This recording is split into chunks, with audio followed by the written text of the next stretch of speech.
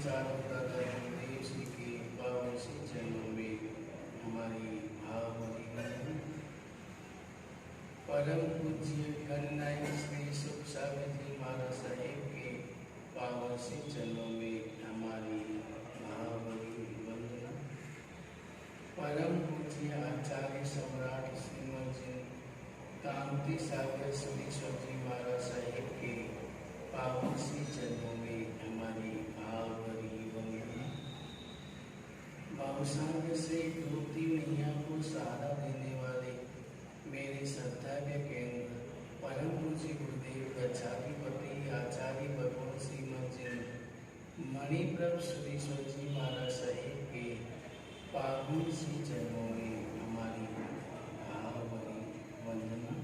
अब कविराज महाराज के चरणों में 9वें भाव विद्युत कुमार बने, 10वें भाव में अच्युत देव बने, 11वें भाव में चक्रवर्ती बने, छक्कन पर विजय प्राप्त की, चक्रवर्ती पद प्राप्त किया और उसी भाव में 20 स्थान तप की आराधना करके तीर्थंकर नाम का गोत्र का उपासन किया। 12वें भाव में सर्वादश देव बने और 13वें भाव में उसी का उस समय में अष्टमी के 30वें आले में अंत में ऋषभदेव स्वामी कोसाल देश के उत्पन्न हुए। आषाढ़ वदी चौथ के इक्षुता भूमि पर नाभि बुलंदर की आर्या मरुदेवी माता की कुक्ष में परमात्मा का चवन हुआ। वही 14 सपने देखे और उन्होंने ही आज बताए और समय में आज सी थे नहीं।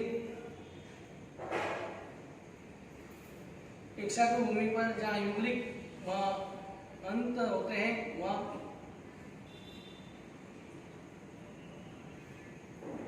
पर कुछ नहीं है और युगलिक होते हैं, वहाँ पर परमात्मा का चवन हुआ।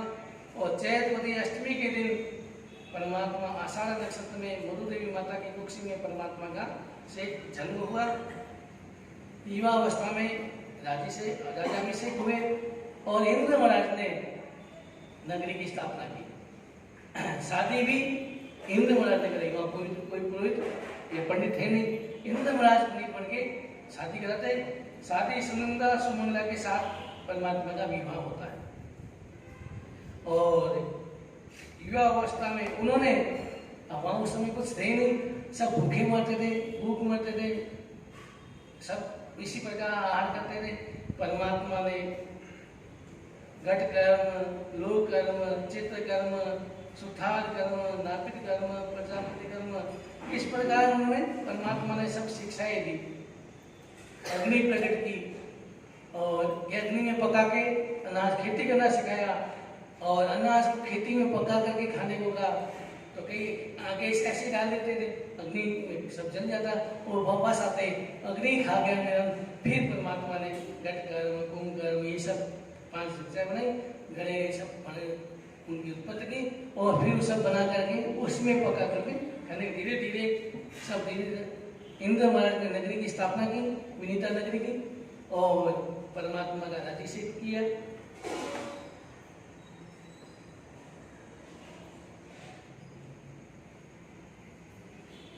चैत वद 8 के दिन परमात्मा ने दीक्षा ली और वहां पर 5 मुट्ठी लोच नहीं करते, 4 मुट्ठी लोच की है। 1 मुट्ठी बाल दे इंद्र महाराज के रहने दो, बहुत अच्छे लगते हैं, बोलो इसको रहने दो। तो देव इंद्र की विनती सुन करके परमात्मा ने 1 मुट्ठी लोच नहीं किया, पीछे कहीं चोटी जैसे लगती है। 4 मुट्ठी लोच करके परमात्मा ने दीक्षा ली। 4था मन पर ज्ञान हुआ और उसके बाद परमात्मा विहार करते करते परमात्मा को कितने दिन आहार नहीं मिला? 400 दिन आहार नहीं मिला दीक्षा के बाद। जहाँ भी जाते हीरे पन्ने रखते, सोना रखते, कोई स्त्री को देते, लड़की को अपनी देते, राजा है उनको कुछ बोलते, लेकिन किसी ने आहार नहीं कराया। फिर उसके पुत्र श्रेयांश कुमार को जाति सम ज्ञान होता है और उसने देखा तो फिर एक सुख के रख से परमात्मा का बहाना कराते हैं। इस प्रकार परमात्मा फागुनवती एकम के दिन सारे कर्मों का क्षय करके परमात्मा ने केवल ज्ञान प्राप्त किया।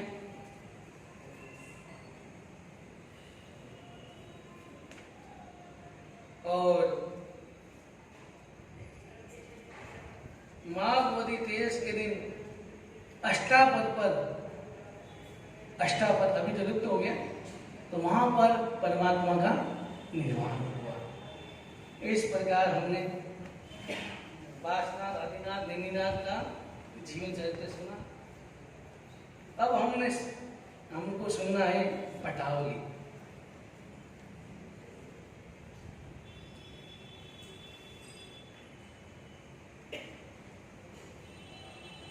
परमात्मा के पाठ पर सुधर्मा स्वामी विराजमान हुए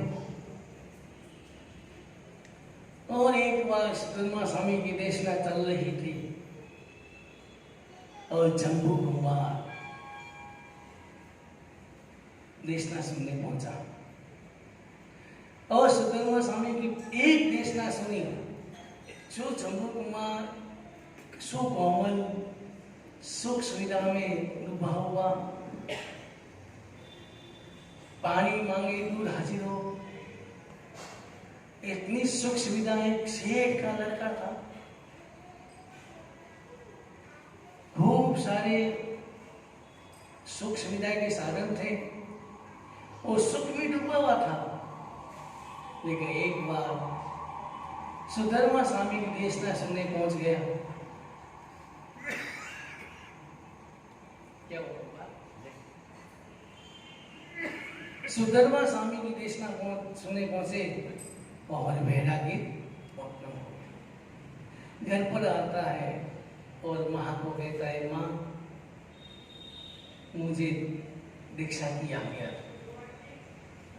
जो माँ ये सुनती है मूर्छित हो जाती है, क्योंकि मोह था, होश में आती है और कहती, बेटा तुम क्या बात करता है, दीक्षा?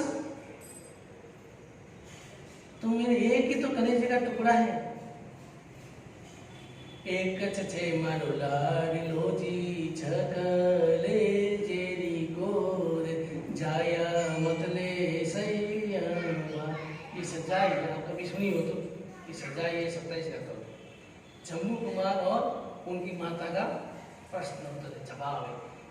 माँ उसको समझाती और निबी कुमार को, जम्बू कुमार वापस माँ को समझाते। माँ ने बहुत प्रभु दिया, बेटा संयम लेना कोई आसान है।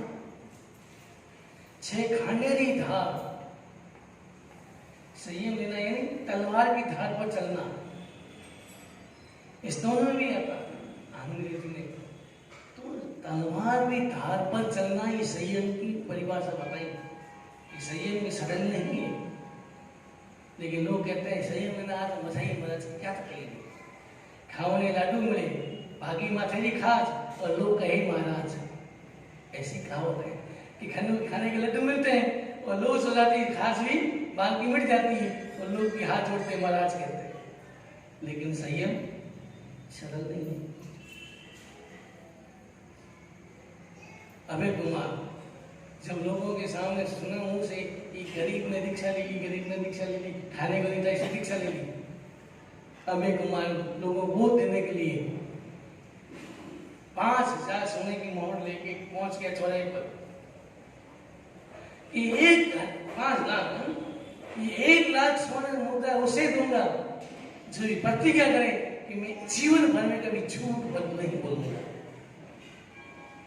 किसी ने झूठ तो बोल ही जाएगा, सत्य नहीं बता सकते। हर बात कभी कभी छिपानी पड़ती है, झूठ बोलना पड़ता है, कोई तैयार नहीं हुआ। उसको 5 लाख, 1 लाख मुद्रा दूंगा जो आज जीवन कभी चोरी नहीं करेगा। उसे भी दूंगा जो आज एक जीवन में किसी जीव की हिंसा नहीं करेगा। प्राणी की बात कोई तैयार नहीं। 5 ही बता दिया, ब्रह्मचारी का जो पालन करेगा आज जीवन, उसे 1 लाख स्वर्ण मुद्रा। ये 5 लाख मुद्रा है। जो परिग्रह नहीं करेगा, 500 महाव्रत जो पालन करेगा, उसको 5 लाख मुद्रा देता हूं। वो तैयार हुआ। अभय कुमार ने कहा, संयम कोई ऐसा नहीं कि घर में खाने के लिए नहीं है दीक्षा ले लेता है, ऐसा वही नहीं होता है। तो जम्बू स्वामी और माता का बहुत वार्तालाप होता है और आखिर माता ने दबाव डाला कि बेटा तुम मेरी एक इच्छा तो पूरी कर कि मैं देखो मेरे बहू, मैं पुत्र बहू का मुंह देखना चाहती हूँ। जम्मू स्वामी ने बहुत समझाया, लेकिन जब माँ का आग्रह देखा तो जम्मू स्वामी ने माँ को स्वीकृति दे दी। 8 राजकुमारियों के साथ, 8 कुमारियों के साथ, राजकुमारी कुमारियों के साथ, शायद 8 बहनें ही थी, ऐसा मैंने शायद सुना है, देखा 8 बहनें थी, और 8 बहनों के साथ उनकी सगाई हो गई।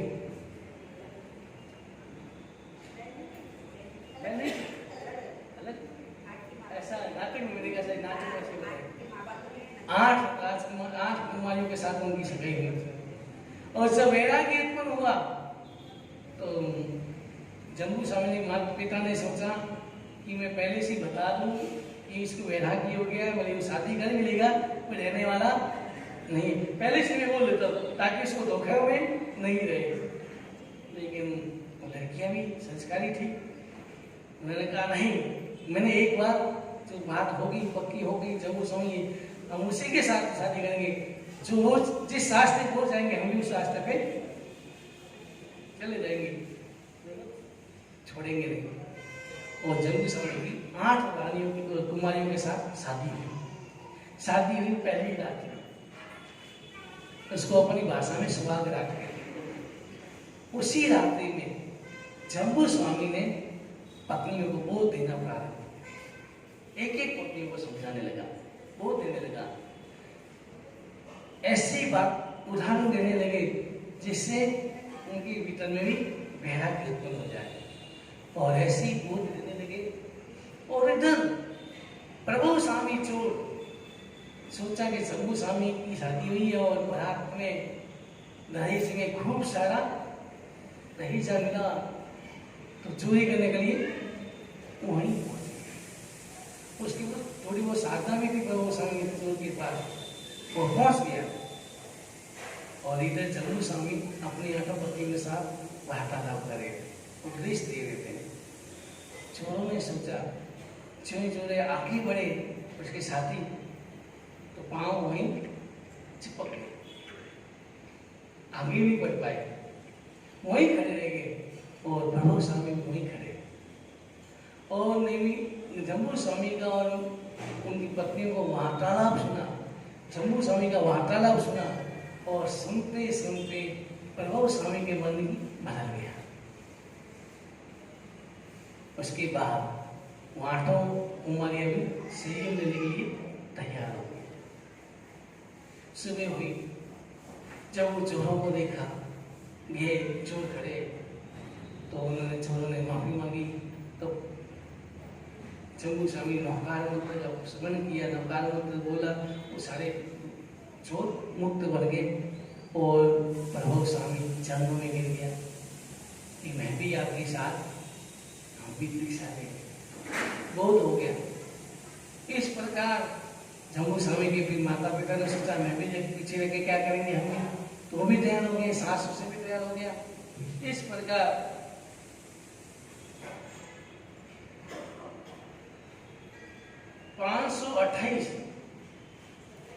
528 दीक्षाएं जम्मू स्वामी के साथ एक साथ दीक्षा हुई, 528।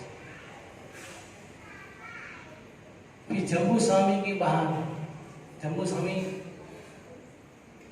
सुब्रह्मण्य स्वामी के पाठ पर जम्मू स्वामी बैठे, और जम्मू स्वामी के बाद जम्मू जड़ियारे ताला, जम्मू के स्वामी के बाद यहाँ से कोई मोक्ष नहीं गया, मोक्ष का ताला गया, 10 बातों का विषय हो गया।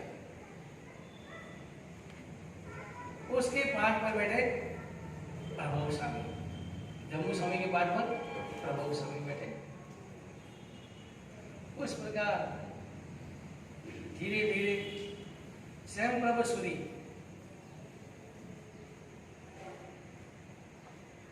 उन्होंने गर्भवती पत्नी को छोड़ करके दीक्षा ले ली। पत्नी गर्भवती थी और दीक्षा ले ली। जब बेटा पत्नी ने पुत्र को जन्म दिया, वो तो धीरे धीरे बड़ा हुआ, अब स्कूल जाने लगा।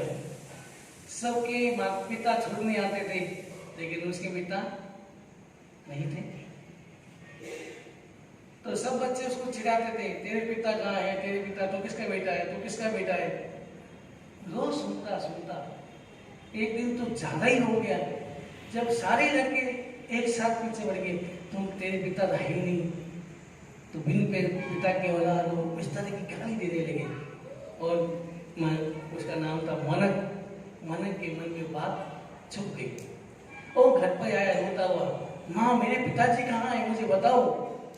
हमेशा तो माँ टालती थी, तेरे पिताजी व्यापार करने के लिए विदेश गए, ऐसे गए, अभी आ जाएंगे। लेकिन अब एक दिन वो ज्यादा ही पीछे बढ़ गया, मुझे बताओ कहाँ है, मैं लेने जाऊंगा और पिताजी को घर पकड़ के घर पर लेके आऊंगा।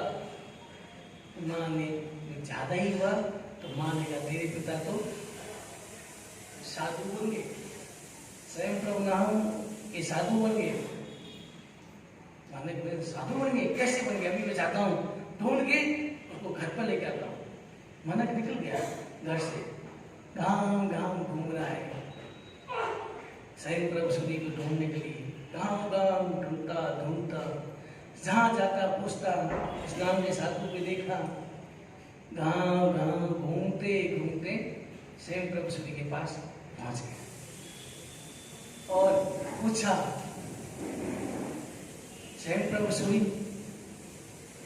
स्वयं प्रभु सूर्य ने कहा, पहले पूछा तुम कहाँ से आए हो, तेरा नाम क्या है, तेरे धाम क्या है, तेरी माता का नाम क्या है। जब मनक के मुंह से सुना गांव का नाम, माता का नाम, तो समझ गए कि मेरा ही पुत्र है। और उसका आयुष्काल कम था, स्वयं प्रभु सूर्य जानकार थे, आयुष्काल कम देखा, तुमने उनको बोध दिया और बोध देकर दीक्षा दे दी। दीक्षा देने का उसकी आत्मा का जल्दी उद्धार कैसे हो, तो कैसे उनके लिए, मनक के लिए 10वें काली की रचना की। 10वें काली की रचना किसके लिए की थी, अपने पुत्र मनक के लिए की थी। 10वें काली की रचना की और उसे उसकी आत्मा का कल्याण हो, इसलिए उसका उपहार कराते थे, बोध देते थे। लेकिन आयुष्काल कम था, एक दिन मनक का सहवास हो रहा है, तब स्वयं प्रभु सूर्य की आंखों में आंसू आए। तब शिष्यों ने पूछा, पहले भी शिष्य काल धन को प्राप्त किए लेकिन आंखों में आंसू नहीं है, आज आंखों में आंसू। तब स्वयं प्रभु सूर्य बताते, ये मेरा ही खून था, ये मेरी संतान थी, इसलिए मोहवश आंसू आ गए। तो शिष्यों ने कहा, आपका पुत्र था, हमें पहले क्यों नहीं बताया, अगर पहले बताते थे तो मैं उनकी सेवा, हम नहीं कराते, उनकी सेवा करते। स्वयं प्रभु सूर्य ने कहा, अगर मैं पहले बताता तो तुम उनकी सेवा नहीं करते, तो सेवा नहीं कराते, तो उसकी कर्म निष्ठा कैसे होती, उसका आत्मा का उद्धार कैसे होता, इसलिए पहले नहीं बताया। पर यहाँ दीक्षा लेने के बाद भले बेटा हो, चाहे भाई हो, चाहे कोई हो, पिता हो, संयोग लेने के बाद एक समान हो जाता है, व्यवहार एक समान होता है, यहाँ कोई भेदभाव नहीं होता है। जैसे गुरु महाराज है और गुरु महाराज के छोटे भाई दीक्षा ले ली, तो ऐसा नहीं गुरु महाराज उसके लिए ज़्यादा ध्यान देते, बाकी के लिए नहीं, ऐसा नहीं होता है, यहाँ सब बराबर होते हैं। तो 10वें काली की रचना मनक के लिए की थी स्वयं प्रभु सूर्य ने, और उसके बाद भद्रभाव सामूहिक उन्होंने ओस ग्रंथ की रचना की थी। और 2 गाथे ऐसे थे कि उस गाथा को बोलते ही देव को आना पड़ता था, देव हाजिर हो जाते थे। लेकिन धीरे धीरे दुरुपयोग करने लगे लोग दुरुपयोग करने लगे। गाय दूध ना है, अब कौन मेहनत करे, गाथा बोली, देव आया, क्या बोलो कि मेरी गाय दूध लेके दो, तो गाय तो गाथाओं का दुरुपयोग होने लगे। कोई काम खुद को नहीं करना है, गाथा बोली, देव आया, उसे काम करा। तो देव परेशान हो गए कि बार बार हमें आना पड़ता है। वो पहुंचे भद्रभाव स्वामी के पास, निवेदन किया कि भगवान बार बार हमें आना पड़ता है, हर छोटी छोटी बात पर हमें वो याद करते, बुलाते, हमें आना पड़ता है। तो इसलिए भद्रबाहु स्वामी ने वो 2 गाथे भंडार कर दिए और 5 गाथे रखे। जो 5 गाथों का श्रद्धा से पाठ करेगा उसका वहीं बैठे बैठे देवता उसकी मनोकामना पूर्ण कर देंगे। वो इस ग्रंथ में महाचमत्कारी मंत्र है।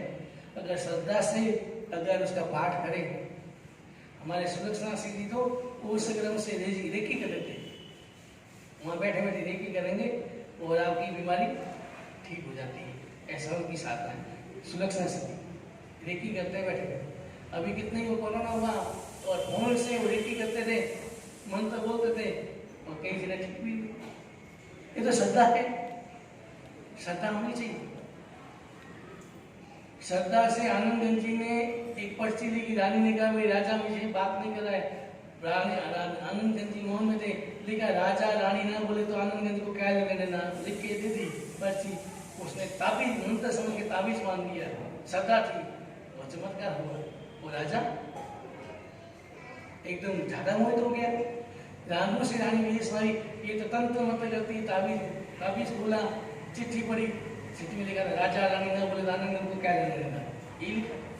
लेकिन श्रद्धा हो तो चमत्कार होते हैं, और अगर श्रद्धा नहीं है तो कितनी ही जाप कर लो, कितनी ही साधना कर लो, उसका परिणाम नहीं आता।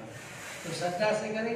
तो भद्रबाहु स्वामी ने कहा जो ओषधम का 5 गाथों का भी पाठ करेंगे उसकी मनोकामना पूर्ण होगी, और 2 गाथा भंडार करके। इस प्रकार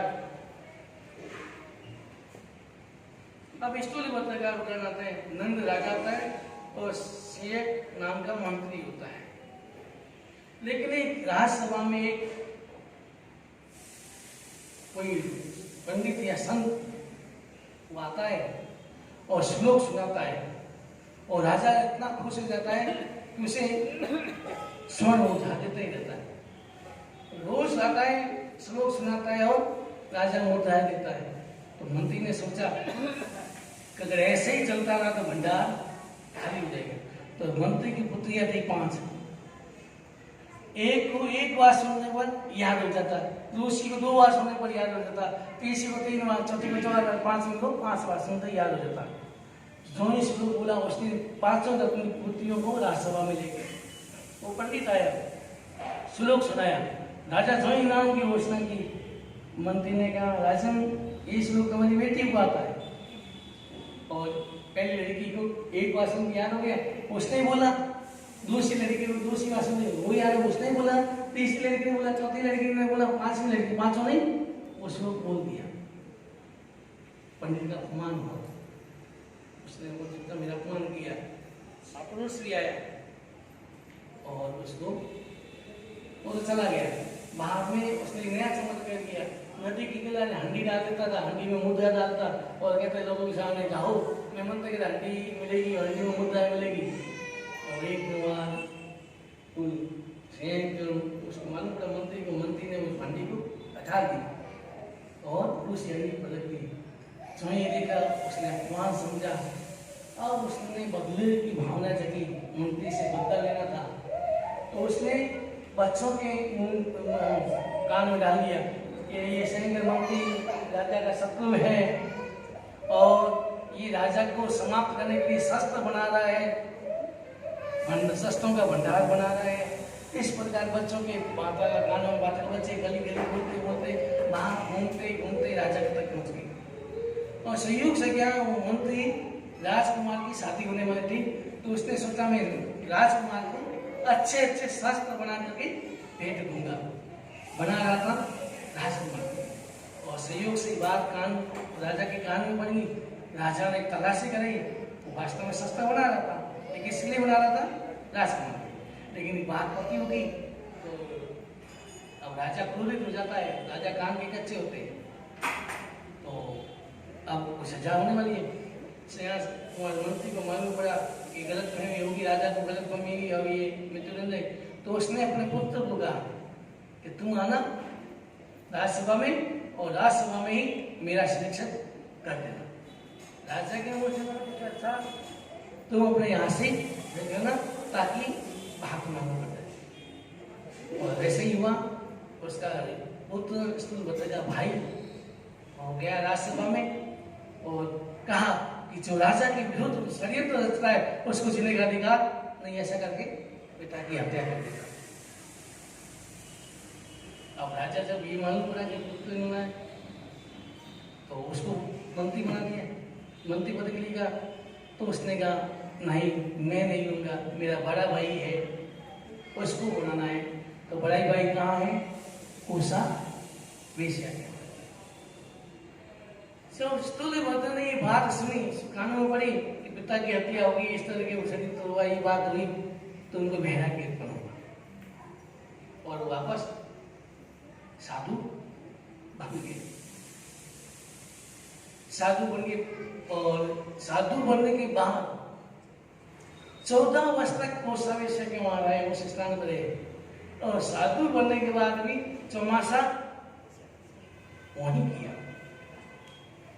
अब आप विचार करें, जो व्यक्ति 14 वर्ष तक वहां रहा, रंग रात में भूख में डूबा रहा, वही चित्रशाला है, वही भूले, लेकिन कोसा वेश्या ने बहुत कहा, लेकिन उनको भी बोध दिया, वो भी एक साधिका बन गई थी, लेकिन मन में जरा भी काजल की कोठरी में जाकर के भी एक दाग भी नहीं लगना, मन में जरा भी विचार। और एक साधु 5 साधु एक गुफा के सड़क की शेर की गुफा पर खड़ा बाहर चतुर्मास कर रहा है, एक सड़क की बिल पर चतुर्मास कर रहे, एक कुएं के मूल पर चतुर्मास कर रहे और एक स्थूलभद्र वो सभी जो ही चतुर्मास करके पूरा करके आए तो बाकी आए, इस आचार्य भगवान ने कोई जवाब नहीं दिया। जो ही स्थूलभद्र आए तो अहो खड़े हुए, अहो नमस्कार करके उसका स्वागत किया। तो राजा ने सोचा कि हम बाकी साधुओं सोचा हमारे लिए नहीं, अरे मैं सर की गुफा में चतुर्मास किया खड़े खड़े, सब कभी शेर की गुफा में शेर आ जाता तो इन्होंने परवाने की, एक सांप की बिल पर खड़ा रहा, मौत की परवाने की, कुएं के मूल पर खड़ा रहा।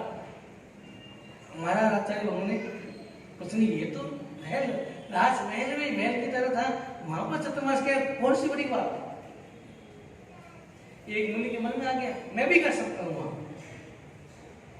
वो चतुर्मास करने जाता है, रंग राग का वातावरण देखता है और दिखने जाता है, कोसा से वासना की बात करता है। कोसा से साधु विचलित हो गया, उसको बोध देने के लिए कि जाओ उस नगर के राजा रत्न कमल देते हैं, वो रत्न कमल लेके आओ, बाद में मैं तेरे साथ जो भी करना करूंगी, सोचो बोल देने के।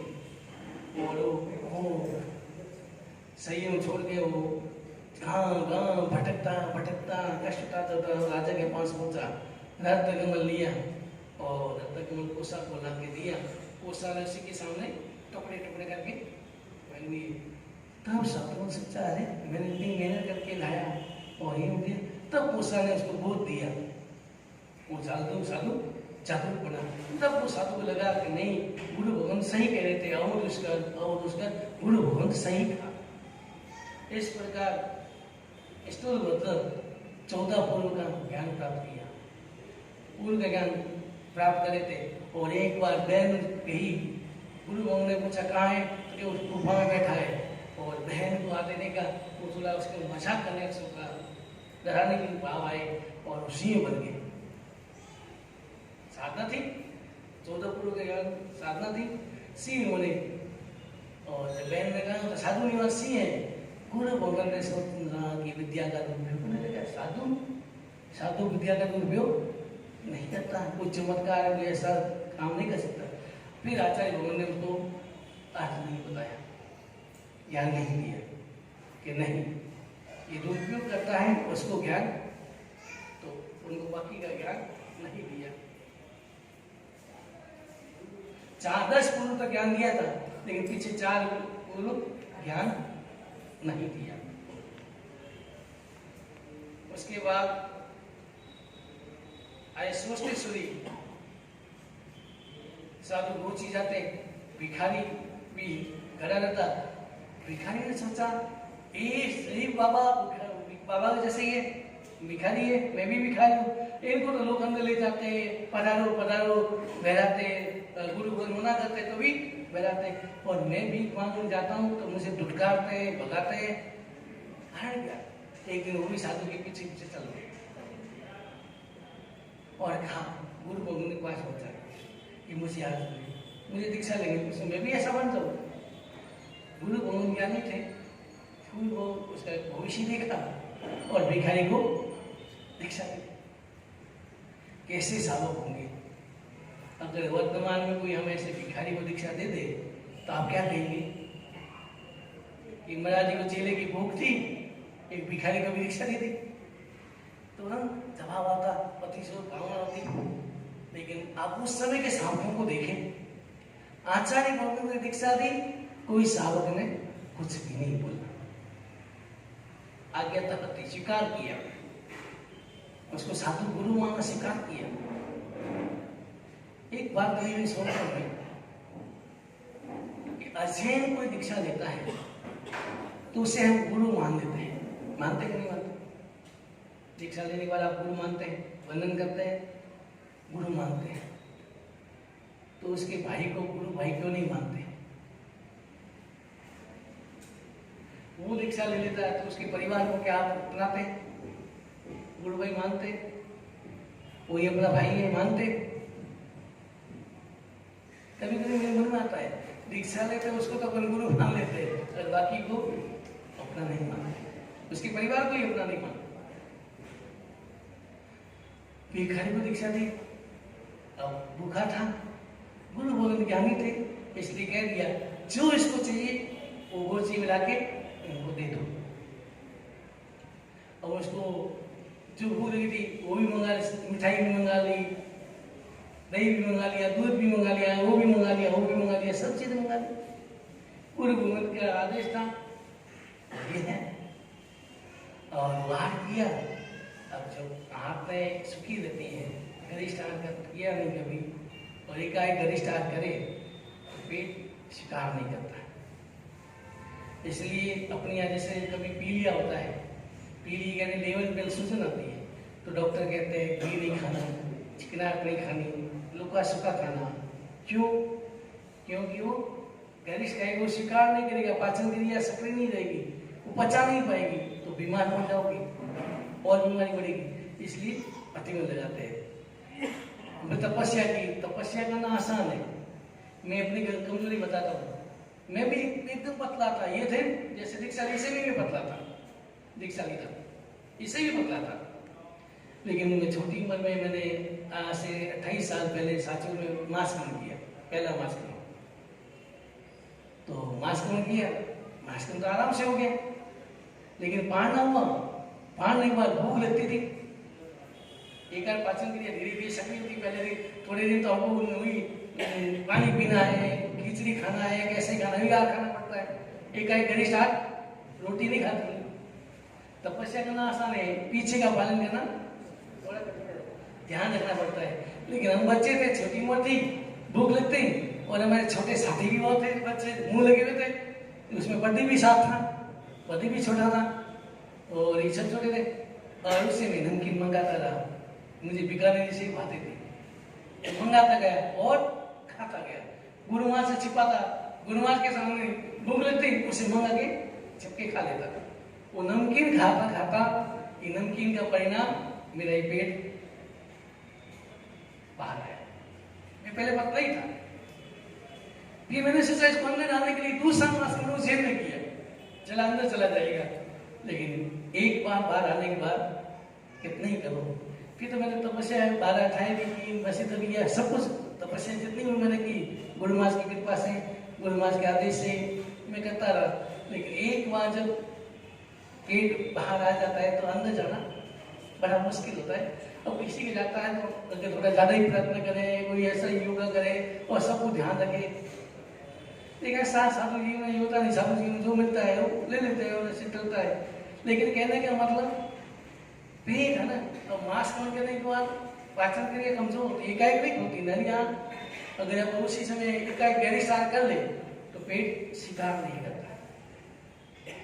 तो भिखारी ने तो संत बन गया और सारी को स्टार्ट किया और उसी रात में उसका पेट की भयंकर पीड़ा हुई, इतनी वेदना हुई सहन नहीं कर पा रहा।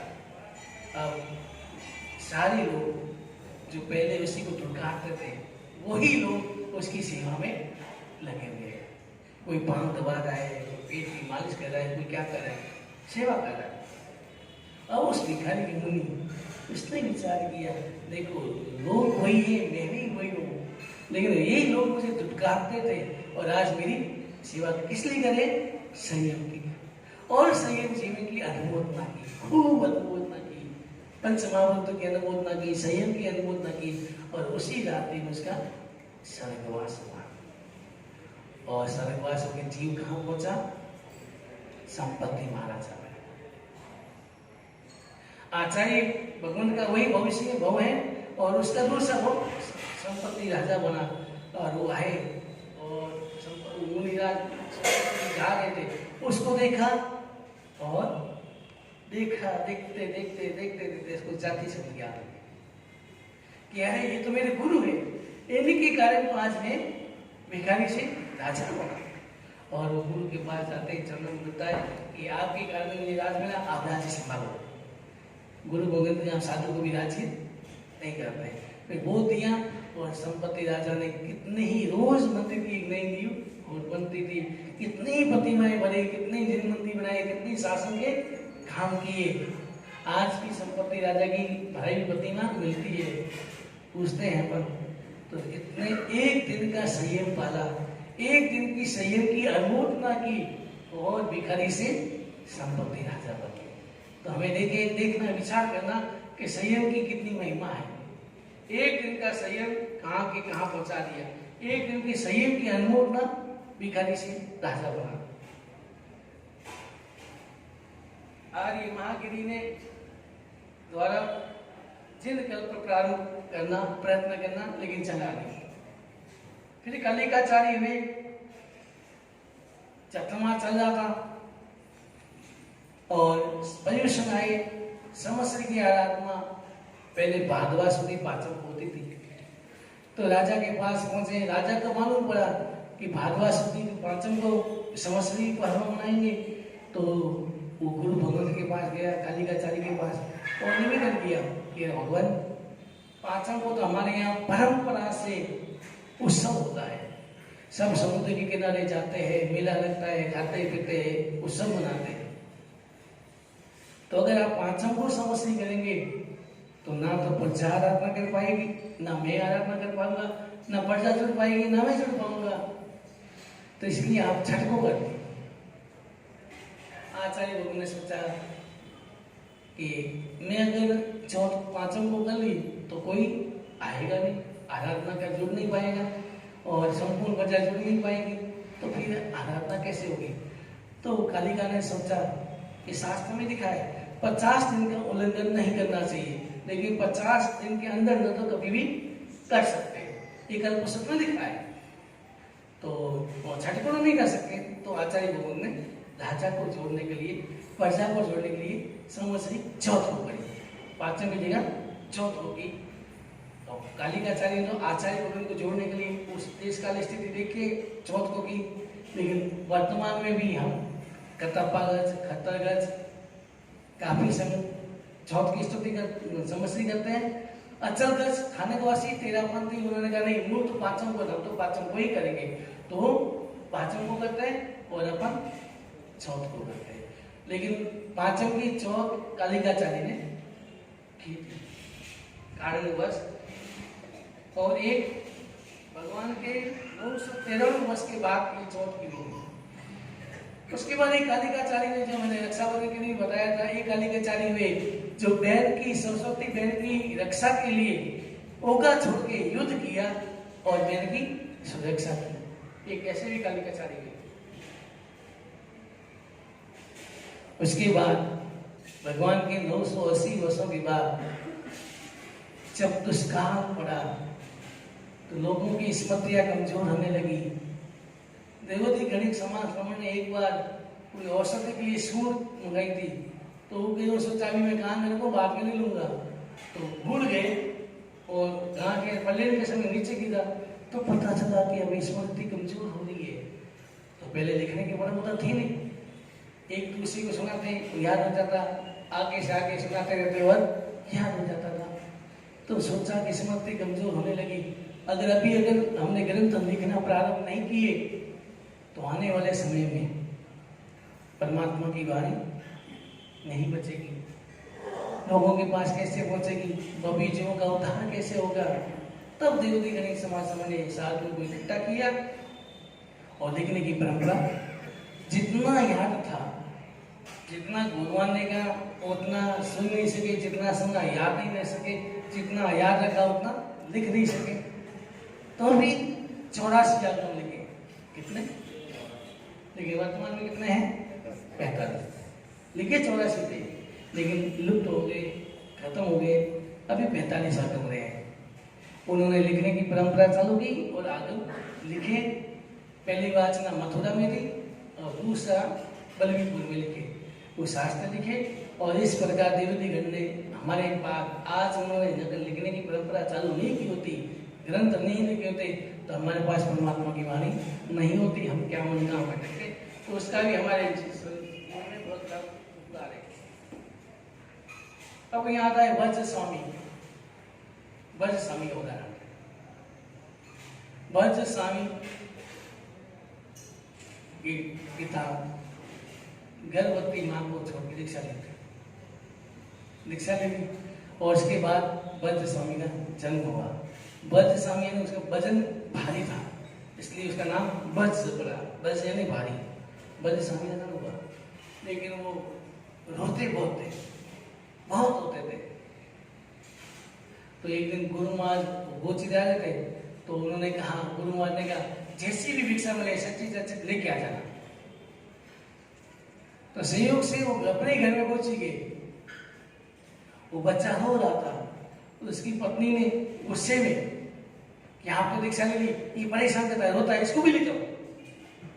जूली आगे कर दी, गुरु महाराज का आदेश था, आगे कर दी, ले आए, लेके आ गए और उनको साधुओं को सौंप दिया, साविकाओं को सौंप दिया। वहाँ पर साधुओं के वहाँ वो साविका उनको बड़ा करने लगे, पालने में झुलाने थे। और इधर जब साविया कथा करती थी, पाठ याद करती थी, वो सुनता था और सुनते सुनते सारे याद हो जाते, याद कर लिया। अब धीरे धीरे वो जब 8 वर्ष के हुए, 7-8 वर्ष के हुए, तब मानने लगा कि नहीं, लड़का मुझे वापस चाहिए, मैं के लिए बेटा मेरा है, मुझे चाहिए। तो वो राजा के पास शिकायत लेके गई कि मुझे मेरा बेटा चाहिए। तो राजा ने कहा क्या करें? तो राजा बुद्धि दिमाग वाले थे, परमात्मा का न्याय था, एकाग्र निर्णय नहीं ले सकते, अन्याय नहीं हो, ऐसा रास्ता निकालो। तो उन्होंने एक तरफ खिलौने रखे, एक तरफ ओगा रखा। ये बच्चा जिधर जाएगा उधर जो लेगा उधर उसका हो जाएगा। और बच्चे स्वामी कहाँ पड़े? ओके, और होगा लेके नाचने लगे। वो नाचने की परंपरा तब से ही प्रारंभ हुई। बच्चे स्वामी होगा लेके नाचने लगे, तब राजा ने कहा ये तो इनके पास ही रहेगा। हमारे ये महाराज जी 8 साल में दीक्षा ली, 8 साल में। जब ये 15-16 साल के थे तो माँ ने इसका अपहरण करा लिया, घर ले गए। फिर अहमदाबाद हाई कोर्ट में पहुंचे, केस चला। 1 महीना कोर्ट में रहे, उसकी माँ को एक कमरा दे दिया और इसको सौंप दिया कि माँ 1 महीना तक समझाए, अगर ये समझ जाए। शांतिलाल जी लड़े थे, आपके पिताजी थे, वो केस ले रहे थे। तो इन्होंने ऐसे जवाब दिए, पक्के थे, माँ की बातों में नहीं आए, उनको गुरु के पास ही जाना है। 1 महीने तक वह चला। आखिर जज ने कहा ये लड़का के मेरे पास आ जाएगा ज्यादा तो मुझे भी साधु बना देगा। तो उन्होंने गुरु महाराज के पक्ष में लिया और वापस उनको गुरु महाराज के पास पहुंचाया। तो संयम के प्रति लगाव, भले सामू के मन में संयम के प्रति लगाव, तो बचपन के संस्कार थे, पूर्व के संस्कार थे, इसलिए वो गा लेके नाचने लगे, गुरु के पास गए। इस प्रकार वज्र स्वामी का उदाहरण आता है।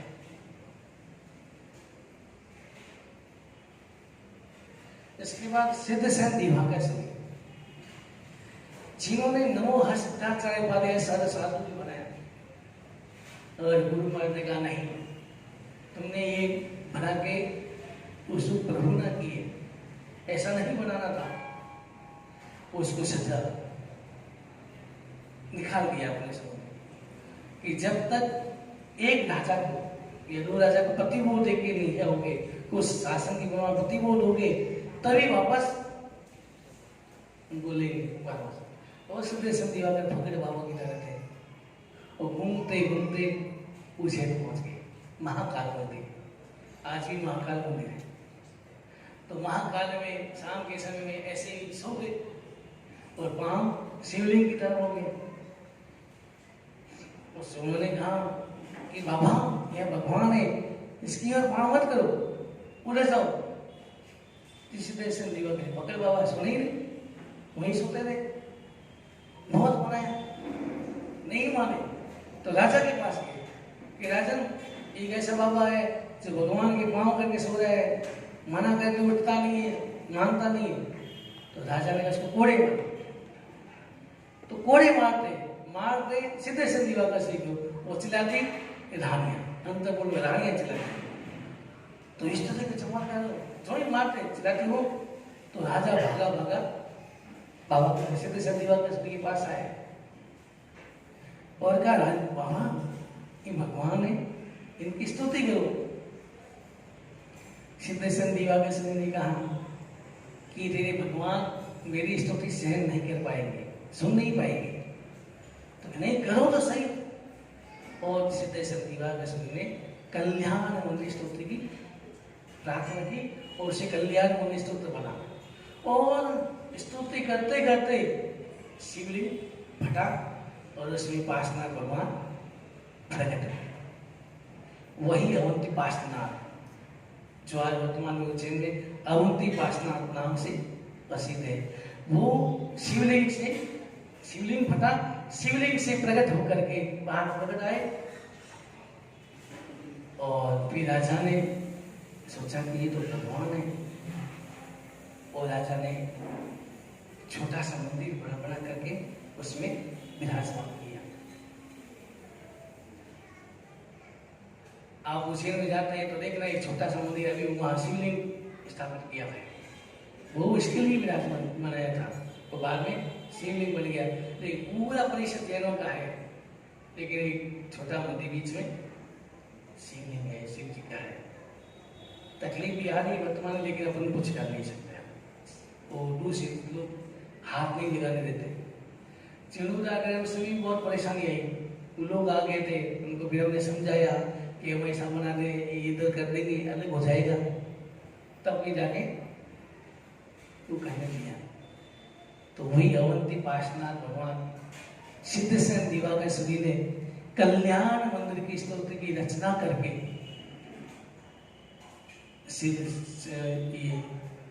प्रकट किया।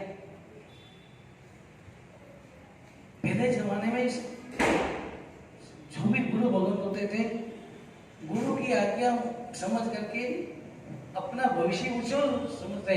गुरु वहां जो भी करते हैं अच्छे के लिए करेंगे, और वो स्वीकार कर लेते थे और जैसा करके कर लेते थे। और वर्तमान में अगर गुरु अगर दंड दे कि जाओ तुम्हें निकालो, ऐसा करके आओ, तो वर्तमान में हम नहीं करते, सामने जवाब दे देते, उनका कहना नहीं मानते, आदेश नहीं मानते। और फिर हमारी आदत क्या, दोष को ढूंढने की आदत है, मैंने वो करे। हमारी आदत ये है। समाज में भी अब हर व्यक्ति गलती निकालेगा, आगे मान ऐसा है, उनको ऐसा करना चाहिए, उनको व्यवस्था करनी चाहिए, व्यवस्था नहीं की, ऐसा नहीं किया, वैसा नहीं किया, गलतियां निकालते। निकालते हैं नहीं निकालते? ऐसा नहीं, उनको ऐसा करना चाहिए। लेकिन ये तेरा भी तो काम है, तुम भी समाज का है, तुम ही समाज का सदस्य हो, तुम ही कर लो, सुझाव दे दो, उनको बोल दो, कर सकते हैं। लेकिन हम पुरुषों पर ढूंढते हैं, खुद काम नहीं करते।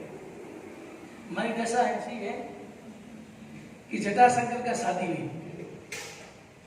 अब शादी हुई तो आप क्या करते हैं?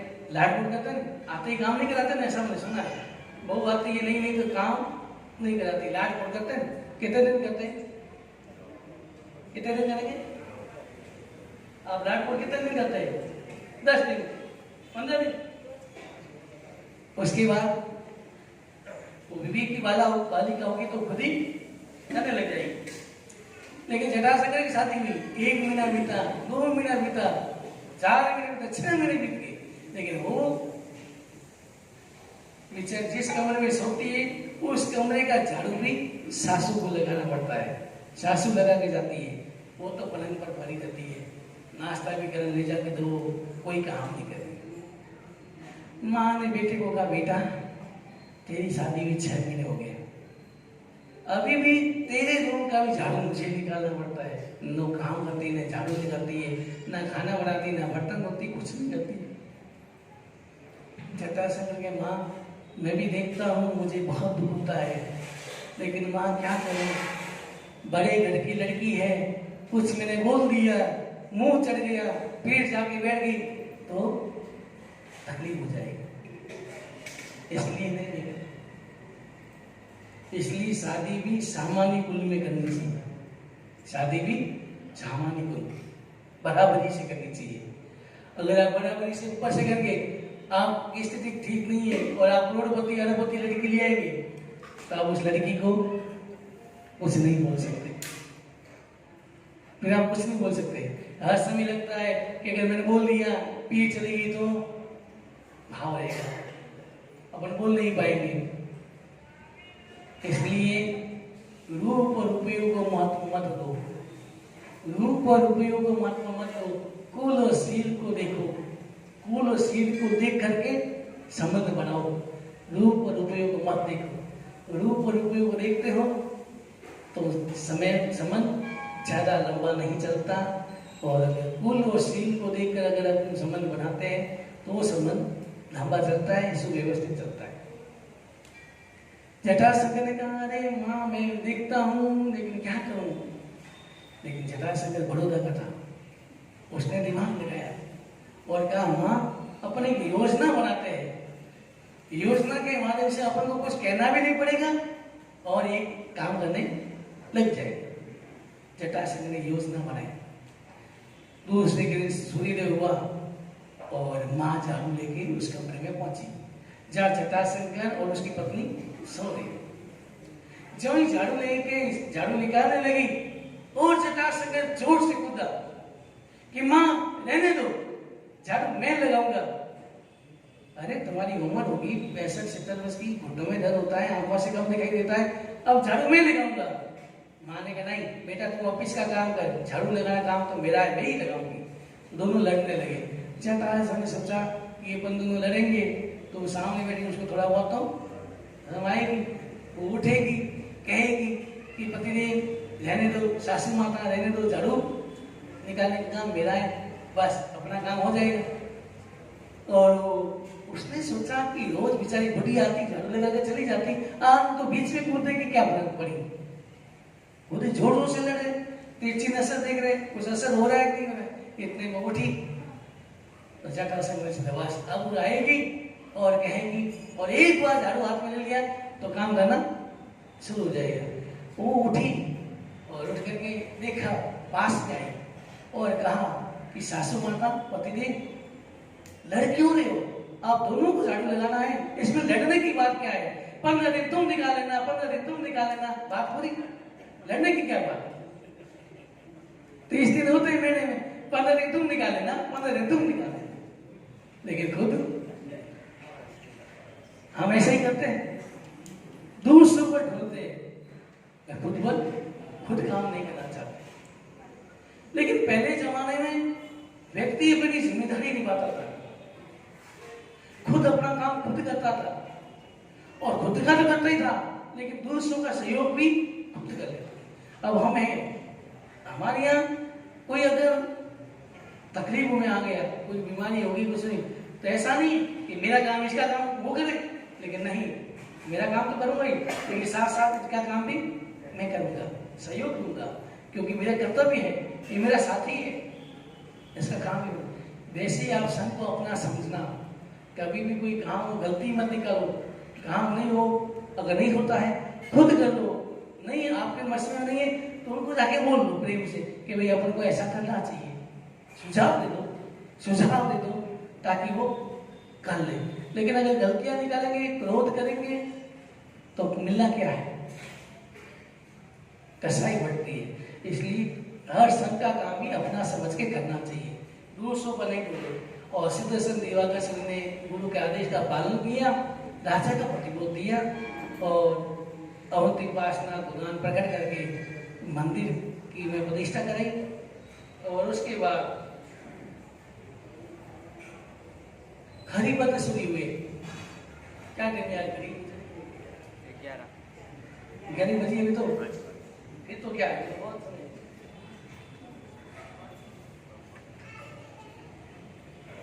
अभी तो आधा घंटा चला है।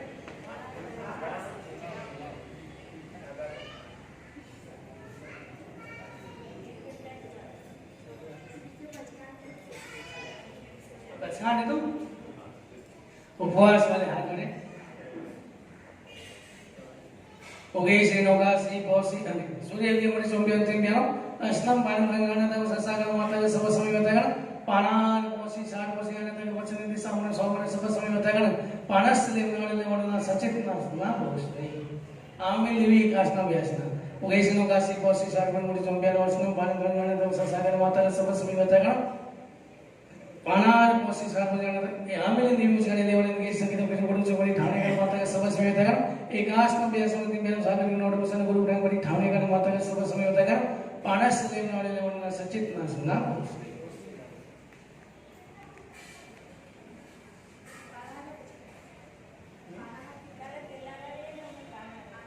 पाना देव समना खाना तो सागर माता का सब समय होता है ना पूछते।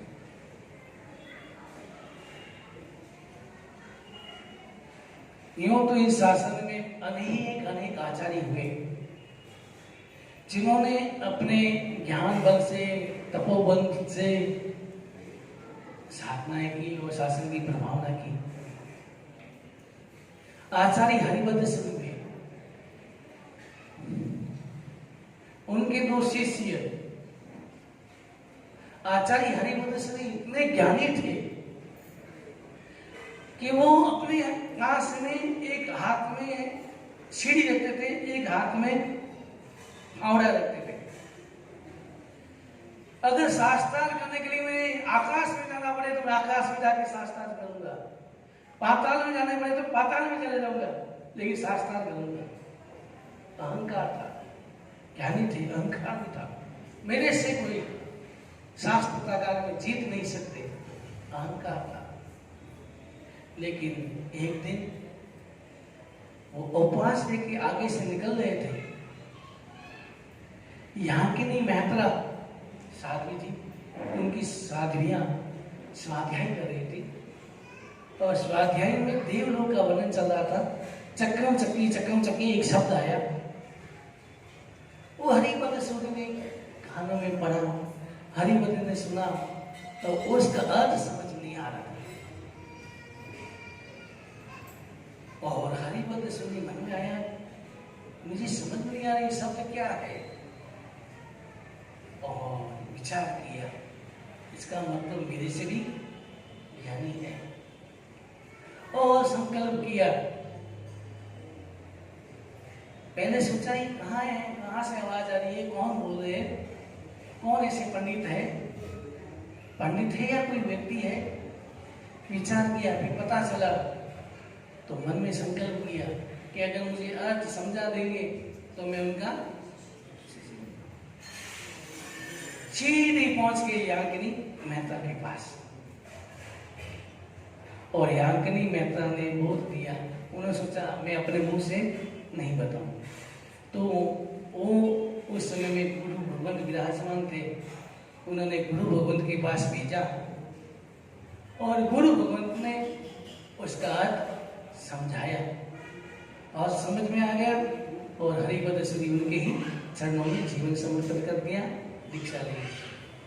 अब विचार करें कितने सरल होते थे आत्मा। अहंकार भी था, एक पल में पहले अहंकार था और दूसरे पल में समर्पण। अहंकार भी था तो समर्पण के भाव भी थे। गौतम स्वामी के मन में ऐसा था, इंद्रवती पहले अहंकारी था, लेकिन गुरु भगवंत के पास पहुंचे, परमात्मा के पास पहुंचे, संकल्प कर लिया अगर मुझे मन की शंका का समाधान कर देंगे तो मैं भी शिष्य बन जाऊंगा, संकल्प के साथ। ऐसा नहीं तो आज बता दिया शिष्य नहीं बनना मुझे, नहीं, संकल्प एक बार कर लेते मजबूत रहते थे। प्राण जाए पर वचन न जाए, रीति जाए, चलिए प्राण चले जाए वचन नहीं जाते, लेकिन अपने अभी वचन की वैल्यू क्या है? अगर पल कोई ऐसा बोला, दूसरे लोगों ने विरोध किया तो मैंने बोला ही नहीं था, मैंने ऐसा कहा ही नहीं था, तुरंत बदल जाता। पहले जमाने में जो बात मुंह से निकल जाती, प्राण चले जाए पर वचन नहीं जाते थे, कुछ भी हो जाओ।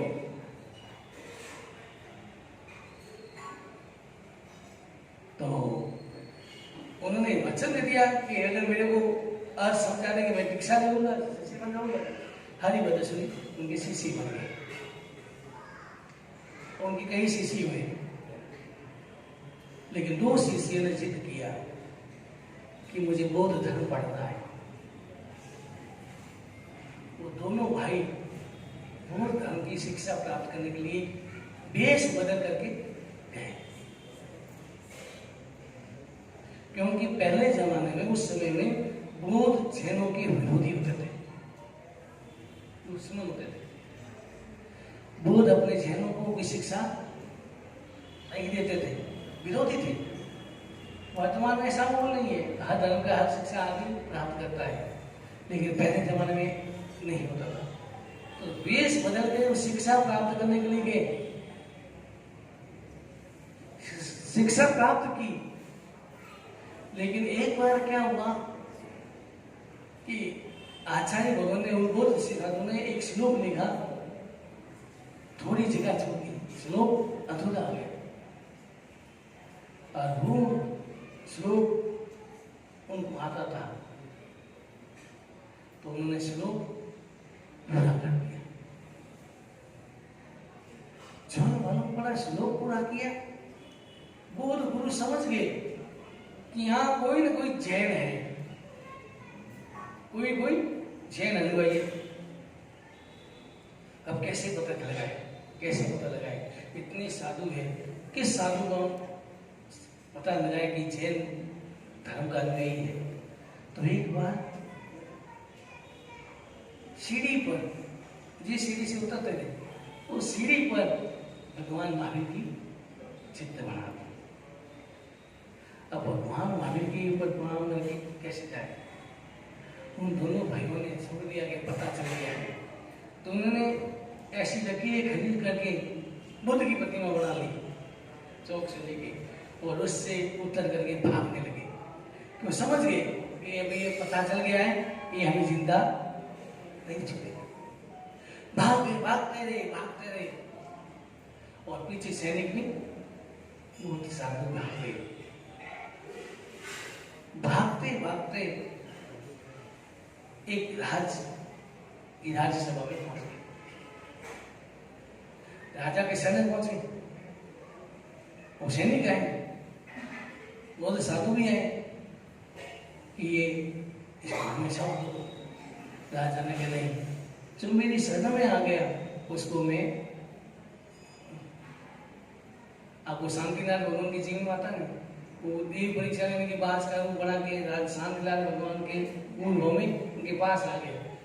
शिकारी पीछे आया, मांगा नहीं दिया, एक राखी में माना नहीं, तो उसके वचन के अनुरूप अपनी जंगा की काट के दे, लेकिन मेरी शरण में आ गया, उसे मैं नहीं दे सकता। परीक्षा ये छीन लिया। तो उसने कहा नहीं मैं नहीं दे सकता। बात पूछी क्या हुआ? ये जैन धर्म का अनुयायी है, हमारी शिक्षा प्राप्त करने आए, हमारे वेद जानने के लिए आए। फिर उसने पूर्व के साधुओं ने देवी की साधना कर रखी थी, देवी प्रकट की, और उसने भी अपने मन में मंत्र जाप किए, नौकार मंत्र का स्मरण किया और देवी के प्रश्नों का उत्तर देते रहे। तो भी वो शांत नहीं हुई। कुछ दिन रुके और फिर पीछे के रास्ते से उसको निकाल दिया। एक साधु को पता चल गया, पीछे भेगे शनि, एक भाई को पकड़ लिया, एक भाई की हत्या कर दी। एक भाई भागता भागता जैसे तैसे गुरु के पास पहुंच गया, लेकिन वो भी घायल हो गया था। गुरु के पास पहुंच गई, जो ही बात बताई वो भी सर।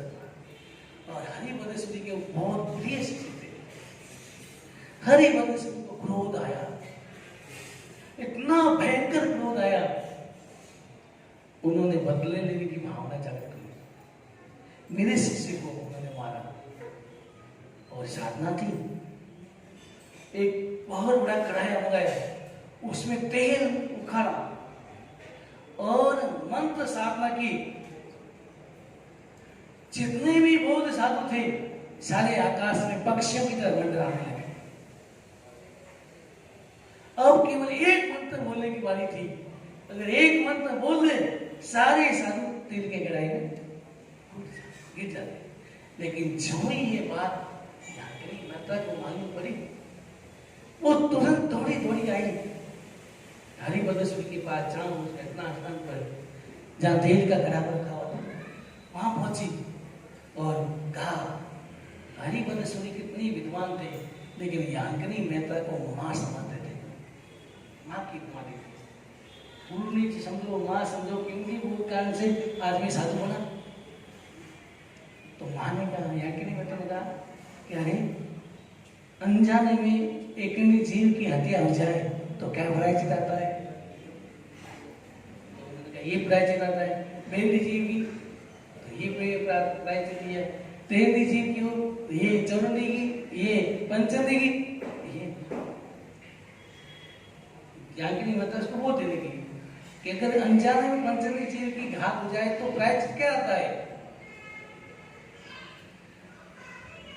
तब आचार्य हरिभद्र जागृत पड़े, अरे मैं क्या करना चाहता हूं? इतने जीवों की हिंसा, पंचंदी मनुष्य की हिंसा, पंचंदी जीवों की घात कर रहा हूं, कितना गहरा बंधन कर रहा हूं मैं। क्रोध में मैंने विवेक खो दिया, अपना भान भूल गया। मैं एक साधु को कसाई नहीं करना चाहिए। मैंने संकल्प लिया था मैं क्रोध नहीं करूंगा, मैं क्या कर रहा हूं? जागृत पड़े, आंखें खुली। व्यक्ति क्रोध में अंधा हो जाता है, उस समय उसे कुछ दिखाई नहीं देता है। उस समय में कोई समझदार व्यक्ति उसकी आंखें खोलने का काम कर ले, थोड़ा पानी छिड़क दे, तो व्यक्ति वापस जागरूक बन जाता है। तो वो दूसरे घटना से बच जाता है। अंधा व्यक्ति कुछ भी कर देता है,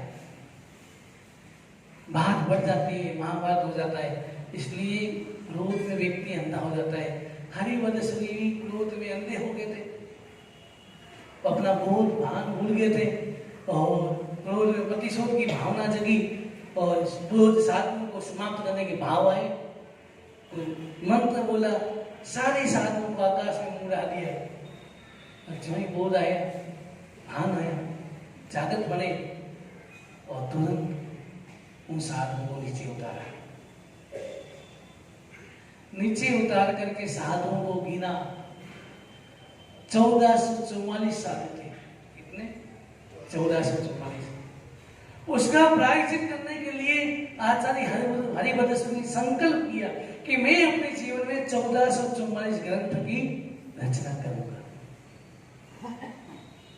और आचार्य हरिभद्र सूत ने 1444 ग्रंथ की रचना करे। लास्ट में संसार नामा ये स्तुति 3 स्तुति बनाई और चौथी स्तुति में बनाते बनाते उनका स्वर्गवास हो गया। 3 स्तुति बना ली थी, चौथी स्तुति बनाते बनाते उनका स्वर्गवास हो गया। तो चौथी स्तुति हुई, उसमें भी संघ वाले भी बहुत मौजूद, साधक भी जानकार होते थे, समझदार होते थे। तो चौथी स्तुति हुई संघ ने मिलकर बनाई, इसलिए मैं पहली बार उनको चौमास होगा छोटा था तो चौमास 14 का पति को नहीं तो पति को करते करते अचानक साहब जनता राज से जोर से बोला, मैं एकदम घबरा कर गया, मैं क्या हुआ ये वहां सभा में छोड़ हो गया। लेकिन बाद में पता चला कि 3 हुई तो हरिभद्र सूत ने बनाई, चौथी हुई संघ ने मिलके बनाई और इसलिए संघ वाले साथ में बोलते हैं। अपनी याद नहीं है लेकिन तपागछ में सजाई के 14 के लिए झंखारा बोलते हैं, लेकिन अपने परंपरा में कहते हैं इसमें ऐसा नहीं है, वो स्तुति नहीं बोलते, लेकिन तपागछ में बोलते हैं। तो इस प्रकार आचार्य हरिभद्र सूत ने 1444 ग्रंथों की रचना की।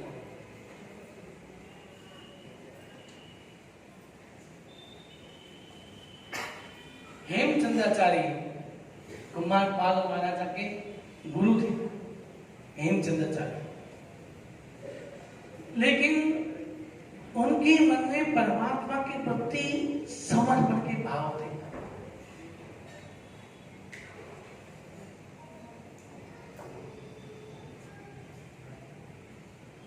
कुमारपाल हेमचंद्राचार्य महाराज जब चलते कभी, क्योंकि पहले जमाने में लक्ष्य बना के साधु विहार नहीं करते थे कि मुझे आज वहां जाना है कि आज मुझे वहां जाना है। तीर्थ का यात्रा का लक्ष्य बना करके भी साधु विहार नहीं करते थे, शास्त्रगान मना करते। साधु तो चलता रहता है, जिधर चल दिया, मन ले नहीं होता है, भक्कड़ बाबा होते, जहां मर्जी वहां चल गए, जहां मर्जी वहां बैठ गए, लेकिन लक्ष्य बना के विहार नहीं करते थे। तो हेमचंद्राचार्य जब भी पालितना पहुंचते घूमते तो बच्चे की तरह उतनी मन में ताराबाई होती थी, वो तेजी से चलते थे, भूल जाते कि मेरे साथ राजा महाराजा भी है, लोग भी है, कुमारपाल महाराजा भी है, भूल जाते और बच्चे की तरह तेजी से चलते थे।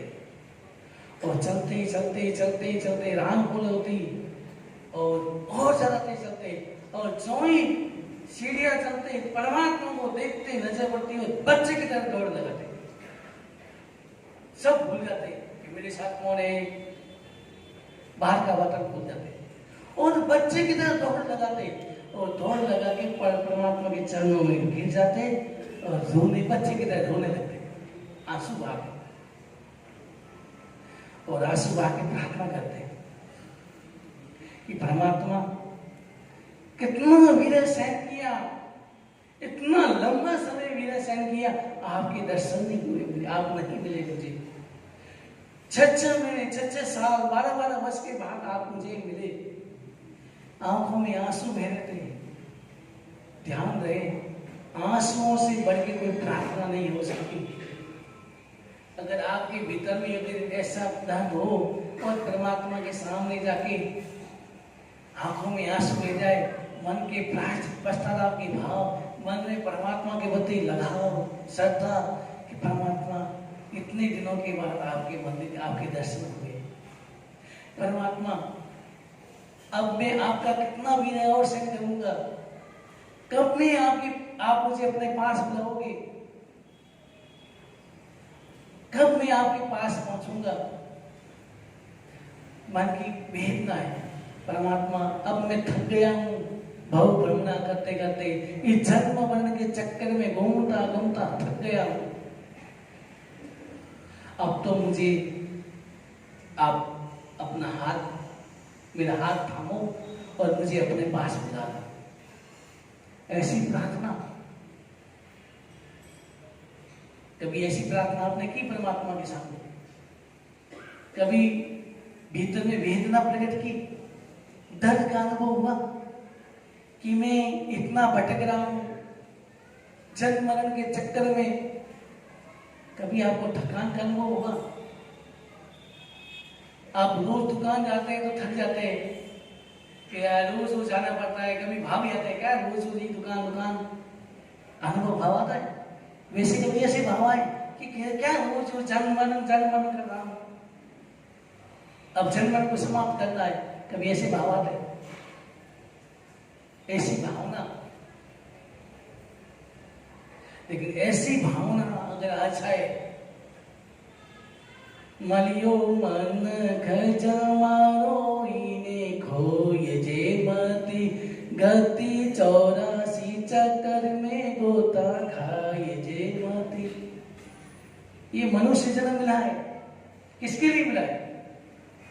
84 के चक्कर को मिटाने, क्योंकि मनुष्य जन्म ऐसा जन्म है, इस जन्म को प्राप्त करके ही व्यक्ति इस जन्म मरण के चक्कर को समाप्त कर सकता है। कैसे? क्योंकि मनुष्य जन्म ही संयम स्वीकार कर सकता है। और कोई कर सकता है? तीरथ कर सकता है, देवता कर सकते हैं, नरक की जी संयम स्वीकार कर सकते हैं? नहीं कर सकते। और संयम के बिना मुक्ति है नहीं, मोक्ष नहीं प्राप्त कर सकते। संयम के बिना जन्म मरण का चक्कर समाप्त हो नहीं सकता, ये तो निश्चित है। कभी मन में ये मत करना कि भरत महाराज ने दीक्षा ली नहीं, वैसे ही केवल ज्ञान प्राप्त कर लिया, लेकिन दीक्षा कपड़े नहीं बदले, लेकिन मन में संयम के भाव थे, संयम की अनुभूता थी। और फिर भले केवल ज्ञान छद्म अवस्था में प्राय ऐसे कपड़े प्राप्त किया, लेकिन निर्वाण तो जो ही केवल ज्ञान होता है ऐसे, तो देवता आते हैं और संयम का वेश अर्पण करते हैं। निर्वाण तो संयम के वेश में ही होता है, मोक्ष तो संयम के वेश में होता है। चाहे इलायची कुमार रस्सी के ऊपर नाचते नाचते मुनि को देख के केवल ज्ञान प्राप्त कर लिया, साधु की अनुमोदना की, मुनि की अनुमोदना की, पंच महाभूतों की अनुमोदना की, और नाचते नाचते केवल ज्ञान प्राप्त कर लिया। लेकिन देवता ने संयम में शामिल किया। मोक्ष तो संयम के कपड़ों में ही जाता है, इसलिए संयम बिना मुक्ति नहीं है। और संयम केवल मनुष्य जन्म, इसलिए कि मलियो मन खर्च जमालो इन्हें खोई जे मती, इसको खोना ही मत, ऐसे ही मत बिता देना, ऐसे ही मत खो देना, इसका उपयोग करना है। इसको संयम जीवन को इस तरह से जीना है कि ये जीवन इस तरह से जीवन में कि आने वाला जन्म मेरा जन्म मरण के समाप्त करने में निमित्त बन जाए। ये मनुष्य जन्म ही जन्म मरण की चक्कर को तोड़ने में सक्षम है, और कोई योनि में जन्म मरण के चक्कर को तोड़ने की शक्ति नहीं है। इसलिए देवता भी भगवान से यही प्रार्थना करते हैं कि मुझे मनुष्य जन्म देना, और अब मनुष्य जन्म हमें प्राप्त भी हो गया तो भी हमारे मन में क्या भाव आते हैं? माँ की गर्भ में तो भगवान से हम प्रार्थना करते, जब उनके लटके रहते भगवान से ही प्रार्थना करते, भगवान मुझे जल्दी से बाहर निकाल ताकि मैं संयम लेके साधना करके कर्मों से करके मोक्ष को प्राप्त करूं। भाव यही बात है। लेकिन जो ही बाहर आते हैं, संसार की हवा लगती है, भौतिक चकाचौंध देखते हैं और अपने आप को भूल जाते हैं, अपने आप को भूल जाते हैं और पर को ही अपना मान लेते हैं। स्व और पर का भेद भूल गया, पर को स्व माना, स्व को पर मान लिया, और इसी कारण हम मुस्कुराते हुए जीते हैं। स्व को भूल गया, उसका दर्द नहीं है, बस पर को ही मैंने अपना मान लिया, संसार को ही अपना मान लिया, दुकान मकान को ही अपना मान लिया, उसी में मस्त रह गए और अपने आप को भूल गए। लेकिन पर को अपना मानने से अपना होता नहीं है। आप भले कितने ही दूसरे को अपना बेटे के समान समझ लो, लेकिन आपका बेटा होता नहीं। वैसे ही पर को आप कितना ही अपना मान लो, बेटों को, परिवार को, दुकान को, मकान मेरी मेरी करते हो, भले कितना ही कर लो, लेकिन आपका बनने वाला आपके साथ रहने वाला, आपका होने वाला नहीं। आखिर तो सब कुछ छोड़ के वो आपको धोखा देंगे, परिवार वाले भी धोखा देंगे। जो ही आप चले गए वही आपका बेटा आपकी शरीर में आग लगा देता है, लगाते। और कभी हम ये कहते कि ना ये सोने का रात होने तो क्या कहते हैं, नहीं छोड़ेला कपड़ोला तो में के दातरी ले ले सी थारोई जायोड़ो थारे तन में ना सो दे देगी धुआरे उड़ेला राख बनेला। जानते कि सोने का रात भी होगा नहीं, वो भी आपका नहीं छोड़ेगा, वो भी निकाल लेगा। और आपका ही बेटा आपके शरीर में आग लगा देगा, धुआं उड़ेगा, राख बनेगा, राख बन के गले में उड़ेगा। फिर भी हम नहीं जानते, जानते नहीं, ये भाव नहीं आते कि मुझे अमूल्य मनुष्य जन्म मिला है और मैं क्यों इसमें संसार में दूसरों को मेरा मेरा कह के मैं पागल बन के घूमता हूँ। मेरा है क्या, मेरा क्या नहीं यहाँ पर। फिर भी व्यक्ति पर को अपना मान के राजी होता है, मुस्कुराता है, लेकिन कितना ही मुस्कुराओ, कब तक मुस्कुराओगे? आखिर तो पर आपको धोखा देंगे, घर से निकाल देंगे, साफ रखने वाला। तो बोध को प्राप्त करो और परमात्मा के सामने जाने के बाद अपना धर्म प्रकट करो। धर्म होगा तो, डर सके तो, अगर डर जगह ही नहीं, आपको तो संसार ही अच्छा लग रहा है, पर कोई अपना मान लिया और समझिए यही मेरे है, बाकी कोई मेरा नहीं है, तो भीतर में डर होगा नहीं, स्व का बोध होगा नहीं। जब तक स्व का बोध नहीं होगा तो डर पैदा नहीं होगा, तो भगवान के सामने करके वहां पर भी याचना करने लग जाएगा। वहां भी व्यक्ति याचना करेगा, प्रार्थना नहीं करता। डर होगा तो प्रार्थना करता, और डर नहीं होता तो याचना करता है, और याचना करता है, डर नहीं होता। लेकिन हेमचंद्राचार्य महाराज परमात्मा के भक्ति, समर्पण के भाव, भीतर का डर और बच्चे की तरह विलकते होते हैं। प्रार्थना नहीं, स्तुति नहीं, केवल आंखों से आंसू बहा रहे। ऐसी श्रद्धा हमारे भीतर में जगे। एक दिन अगर मंदिर नहीं जाए तो आपके मन में क्या आए, भाव कैसे आने? अगर आप एक दिन दुकान नहीं जाते तो मन में आता नहीं, आज मैं दुकान नहीं जाया, एकदम मन में वैसे नहीं, दुकान नहीं जा पाया। लेकिन कभी एक दिन अगर मंदिर नहीं जाए मान लो, तो मन में क्या भाव आते हैं कि आज मैंने परमात्मा के दर्शन नहीं किए, पूजा नहीं हुई, कोई भाव आता है? कोई दर्द नहीं होता, कोई अफसोस नहीं होता। चलो आज निकल चले जाएंगे, मंदिर कहाँ जाएगा, भगवान तो वहीं बैठे हैं, भाव नहीं आते। पर दुकान भी तो वही है ना, दुकान की जाती, दुकान नहीं जाए तो मन में बेचैनी होती है, लेकिन मंदिर नहीं जाए कोई बेचैनी नहीं। क्यों? क्योंकि हमने पर को ही अपना समझ लिया, यही मेरा है, उसे अपना मान लिया, तो स्व की याद आएगी नहीं। स्व कोई भूल गए, भूल जाते और याद नहीं आती। इसलिए हेमचंद्राचार्य के मन में परमात्मा के प्रति जो श्रद्धा थी, जो श्रद्धा के भाव थे, समर्पण के भाव थे, उस कारण बच्चे की तरह रोते थे। ये बहुत बड़े आचार्य थे, बड़े बड़े राजा के साथ रहते थे, कुमार पाल महाराजा भी साथ रहते थे, लेकिन कोई शर्म नहीं। ऐसा नहीं कि लोग मन में नहीं आता, इतने आचार्य साथ में मैं कैसे जाऊं, कैसे दौड़ूं, कैसे रहूं, शर्म आती। अगर लोगों के सामने वंदन करना हो, आपको साधु को कोई रास्ते में मिल जाए, लोग हो तो वंदन करने में आप वंदन करते हैं, शर्म आती? करते हैं। लेकिन मैंने कभी देखा है, अभी अभी मैंने बिहार करता हूँ, गुजराती में देखा, मैंने गुजराती गाड़ी रोकते हैं, रोके वंदन करते हैं और प्रार्थना करते हैं कि महाराज जी कोई लाभ दो, खबर तो बताओ, जो भी इसके पास होता है, सूखा वाता होता है, खाकरा मुंडी जो भी, वो लाभ दो, गर्म पानी का लाभ दो, कब वो तो रोकते हैं, वंदन करते हैं, विनती करते हैं। लेकिन अपने मारवाड़ी आज तक नहीं देखा कि गाड़ी रोकी हो और वंदन किया हो या भाग पानी का लाभ बोला हो, अभी देखा नहीं। क्यों? भाव नहीं। और इसका कारण यही है कि गुजरात में 12 महीना साधु का विषय होता है, 12 महीना, और राजस्थान में पहली बात तो गांव में घर खाली हो गए, इक्के के साधु गांव घर खुले रहते हैं, बाकी सब बाहर चले गए। और गांव में इतना साधु, राजस्थान में साधु उतने विचरण होता नहीं, राजस्थान में साधु का विचरण कम होता है। लेकिन आप तो राजस्थान में, आप तो गुजरात में रहते हैं, आपके मन में भाव आने चाहिए, ये कर्तव्य है साधु का।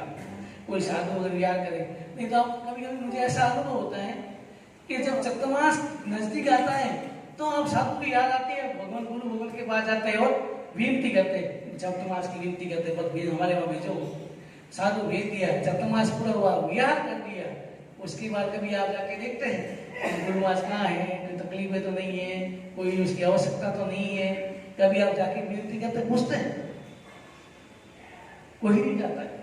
आज तक मैंने नहीं देखा कि विहार में कोई आया और पूछा गुरु भगवान कोई तकलीफ तो नहीं है, कोई काम तो नहीं है। विहार हुआ, एक दिन 2 दिन पहुंचा देंगे, उसके बाद गुरु माँ जाने अब क्या करेंगे, ज्यादा से ज्यादा एक नौकर भेज देंगे, आदमी भेज देंगे कि जा पहुंचा क्या जाओ बस, और हमारी कर्तव्य पूरा होगा। हमारा कर्तव्य इतना ही है कि जब आवश्यकता होती चार्ज में लिया, उसके बाद छोड़ दिया, आदि भेज दिया, वो जाने उसका काम देने पहुंचा देंगे।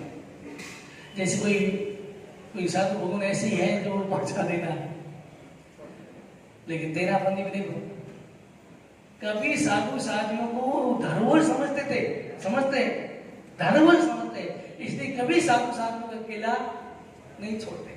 विहार में भी साधु सावक साथ ही रहते, नियम है। जैसे यहाँ से भी विहार किया, छानी में अगर तेरा बंदी घर है तो यहाँ वाले छानी तक पहुंचाने जाएंगे और छानी वालों को सौंप देंगे, फिर छानी वाले आगे वाले सबको लिसाब में बिहार करते, भले 5 दिन का हो, 10 दिन का हो, जब तक गांव आएंगे तब तक वो चलेंगे, वहां तक पहुंचाएंगे, उनको सौंपेंगे, फिर आएंगे, अकेले नहीं छोड़ेंगे तेरा बंदी। और अगर इस तरह की गड़बड़ी हो जाए, आचार्य मुझे को मालूम पड़े, उसके बाद उसको चतुर्मास गांव में चतुर्मास की नहीं देते। ऐसा नियम है स्थानकवासी तेरा बंदी में, ये नियम है। स्थानकवासी भी साधुओं को अकेला नहीं छोड़ते, याद करते। फिर भी स्थानकवासी में आदमी भेजते थे, लेकिन तेरा बंदी तो आदमी साहु की देंगे। तो आप भी इतना कर्तव्य समझे, ऐसा नहीं कि चतुर्मास की जरूरत है वहां साधु को बुला लिया और बाद में छोड़ दिया, भूल गए, नहीं, अपना कर्तव्य है। गुरु भगवंत हमारी शासन की धरोहर है और उनकी देख रेख करना आपका कर्तव्य है, इसलिए थोड़ा समय निकालना चाहिए साधु संतों की देख रेख के लिए, समाचार लेने के लिए, पूछने के लिए कि कैसे है, कोई आवश्यकता नहीं है, तकलीफें तो नहीं है, कोई काम हो तो हमारा कर्तव्य है कि उनके काम हो तो काम करें, सहयोग करें। तो इस प्रकार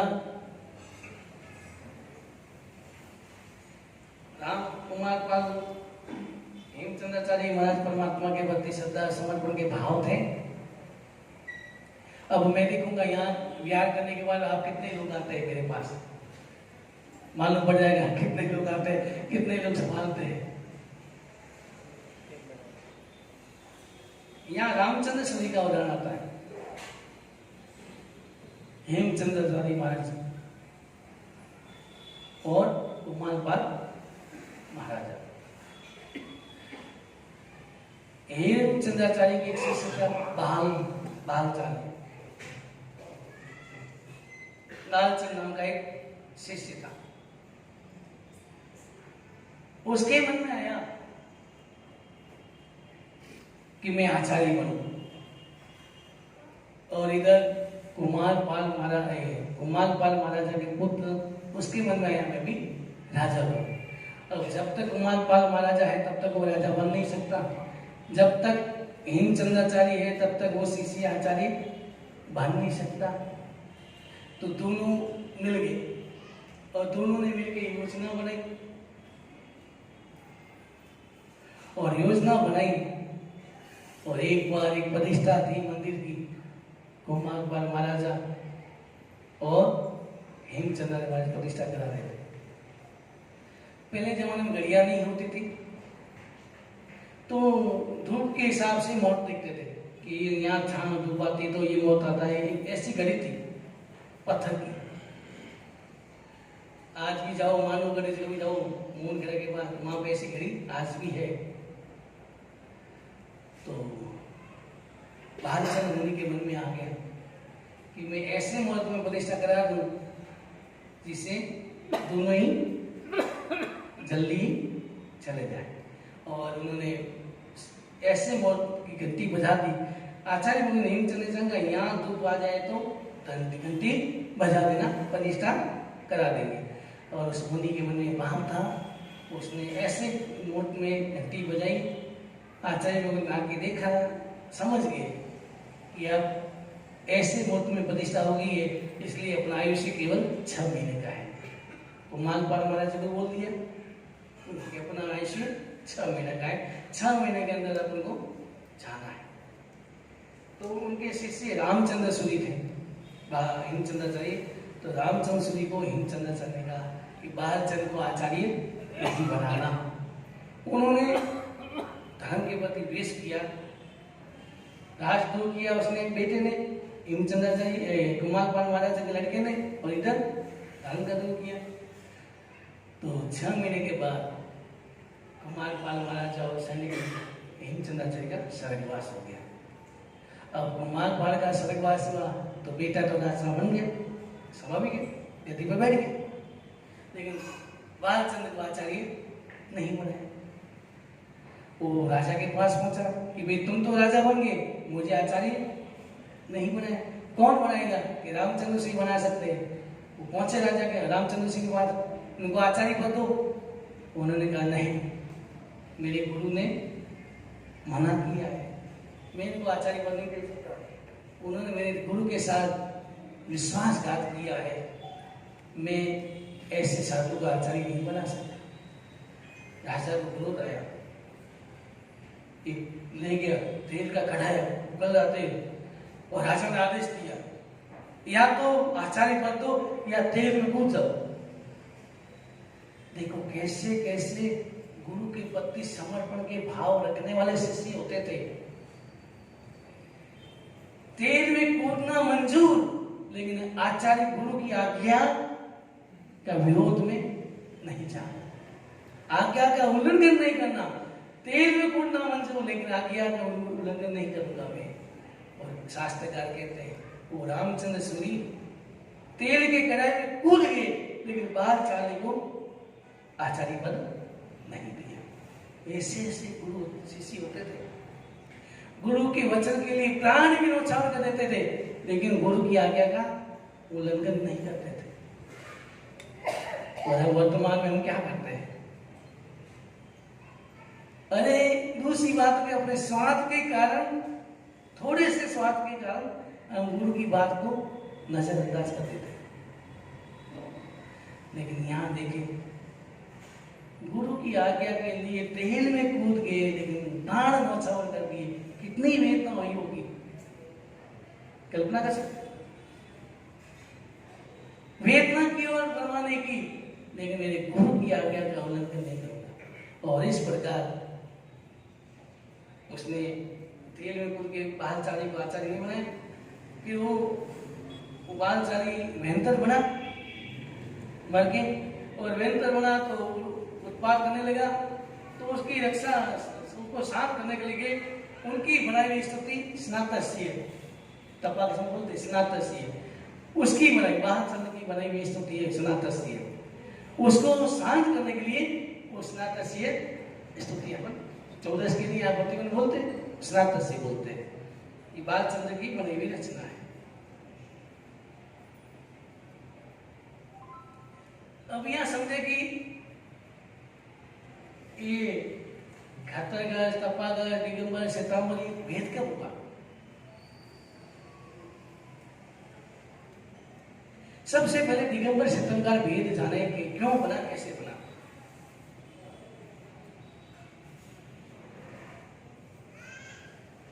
श्वेतांबर के 600 वर्ष के बाद शिवभूति नाम के एक संत हुए।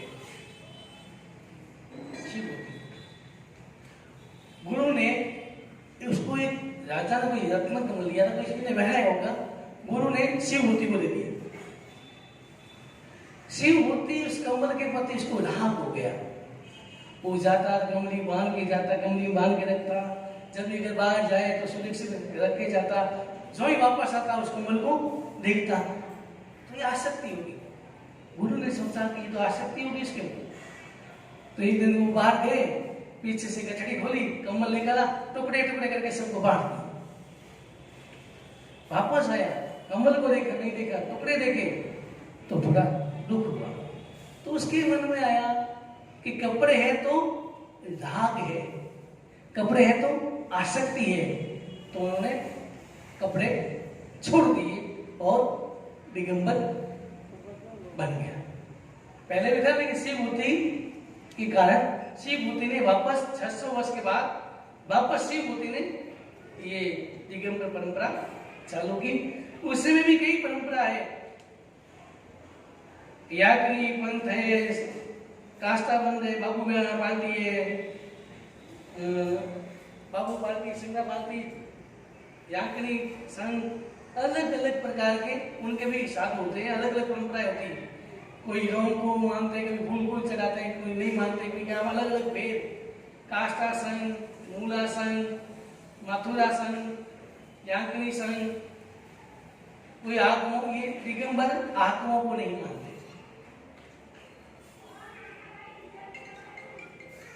वही मानते आत्माओं के, दिगंबर आत्माओं को नहीं मानते। वो कुन चार्य की वाणी को ही मानते, बाकी परमात्मा एक पैतालीस सागर नहीं मानते। इस प्रकार 600 वर्ष के बाद शिवभूति ने ये दिगंबर परंपरा प्रारंभ की, तब से ये दिगंबर परंपरा वापस चालू हुई।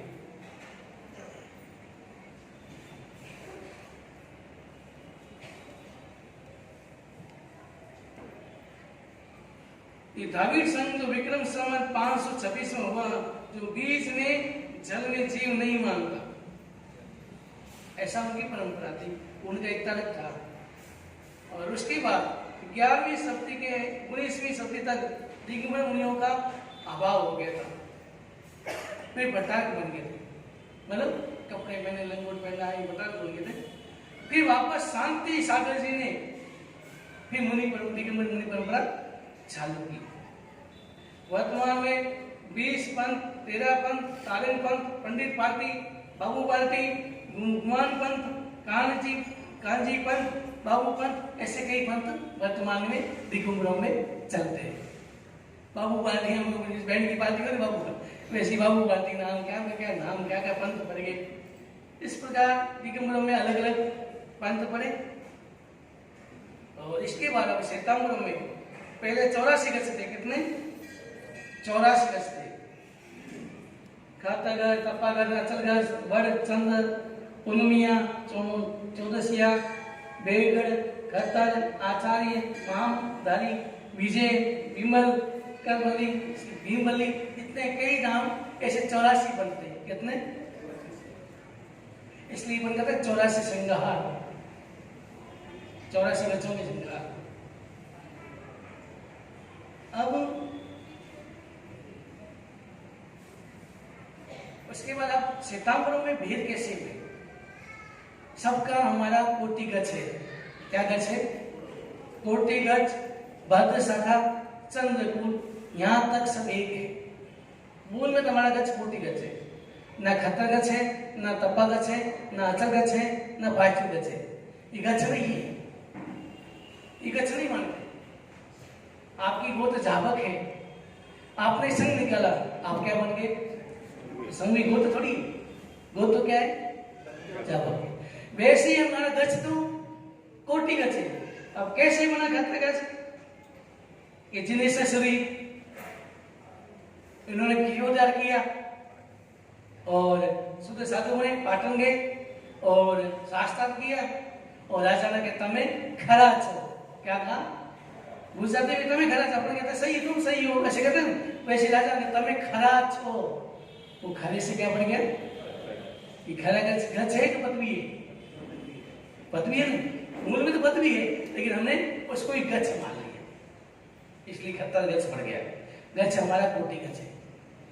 वैसे ही उदयपुर में आयड़ के पास जगत चौदह तपस्या कर रहे थे, आमिर की तपस्या।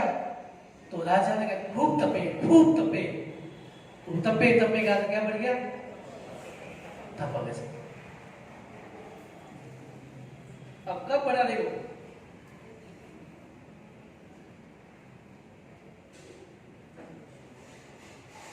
खत्तगज बना 1075 में, जिन्हें ससुरी को पाटन में दुर्लभ राजा ने खरा पद दिया। तुम खरा छो, एक खरा एक पद दिया और खरे से खत्तगज बना। और खत्तगज में कितने ही आचार्य हुए बड़े बड़े, देवचंद्र जी, आनंदगंज जी, चार दादा गुरुदेव हुए, जिनदत्त श्री, मणिधारी चंद्र श्री, कुशल श्री, चंद्र श्री, कितने कितने आचार्य हुए, कितने शासन की प्रभावना की, कितने तीर्थों का निर्माण किया होगा। आज पूर्व में लिखा इतिहास पढ़े, चाहे आप नागपुरा का इतिहास पढ़े, चाहे हस्तिनापुर का इतिहास पढ़े, मुझे बात बतानी नहीं, ऐसी साज बता रहा हूं, आप अपने कोई तपागज के उसमें लेना नहीं। हम हस्तिनापुर पहुंचे, हस्तिनापुर तो वहां चरण है, चरणों में यहां लिखा हुआ है खत्तगज का इतिहास। कहां पर? यहां पर। और मिच्छाम के साथ कहता हूं, बुरा मत माना, नित्यानंद जी ने क्या किया, उस चरण के यहां ऊपर अपना नाम खुदा दिया। चरण तो पुराने हैं, अभी का रहे नहीं, लेकिन गच्छवा अंजन सना की प्रतिमा पर कोई नाम भूल नहीं सकते, लेकिन उन्होंने अपना राग दिखा, भक्त देखे, अपना प्रभाव देखा और अंधे हो गए, और उन्होंने यहाँ पर अपना नाम, यहाँ खत्तगज का इतिहास है और यहाँ पर अपना नाम बता दिया। फिर आपने गुरुमान ने पत्र व्यवहार भी किया और उन्होंने गलती मांगी थी, माफी मांगी, लेकिन आप हस्तिनापुर जाए, चाहे पावापुरी जाए, चाहे कल्याण भूमि, कितनी कल्याण भूमि देख ले, वहां का इतिहास पढ़ लो तो खत्तगज का इतिहास मिलेगा। पहले 80% गुजरात खत्तगज का था। कितना? पालनपुर में खत्तगज में 300 दीक्षा हुई थी। कितनी?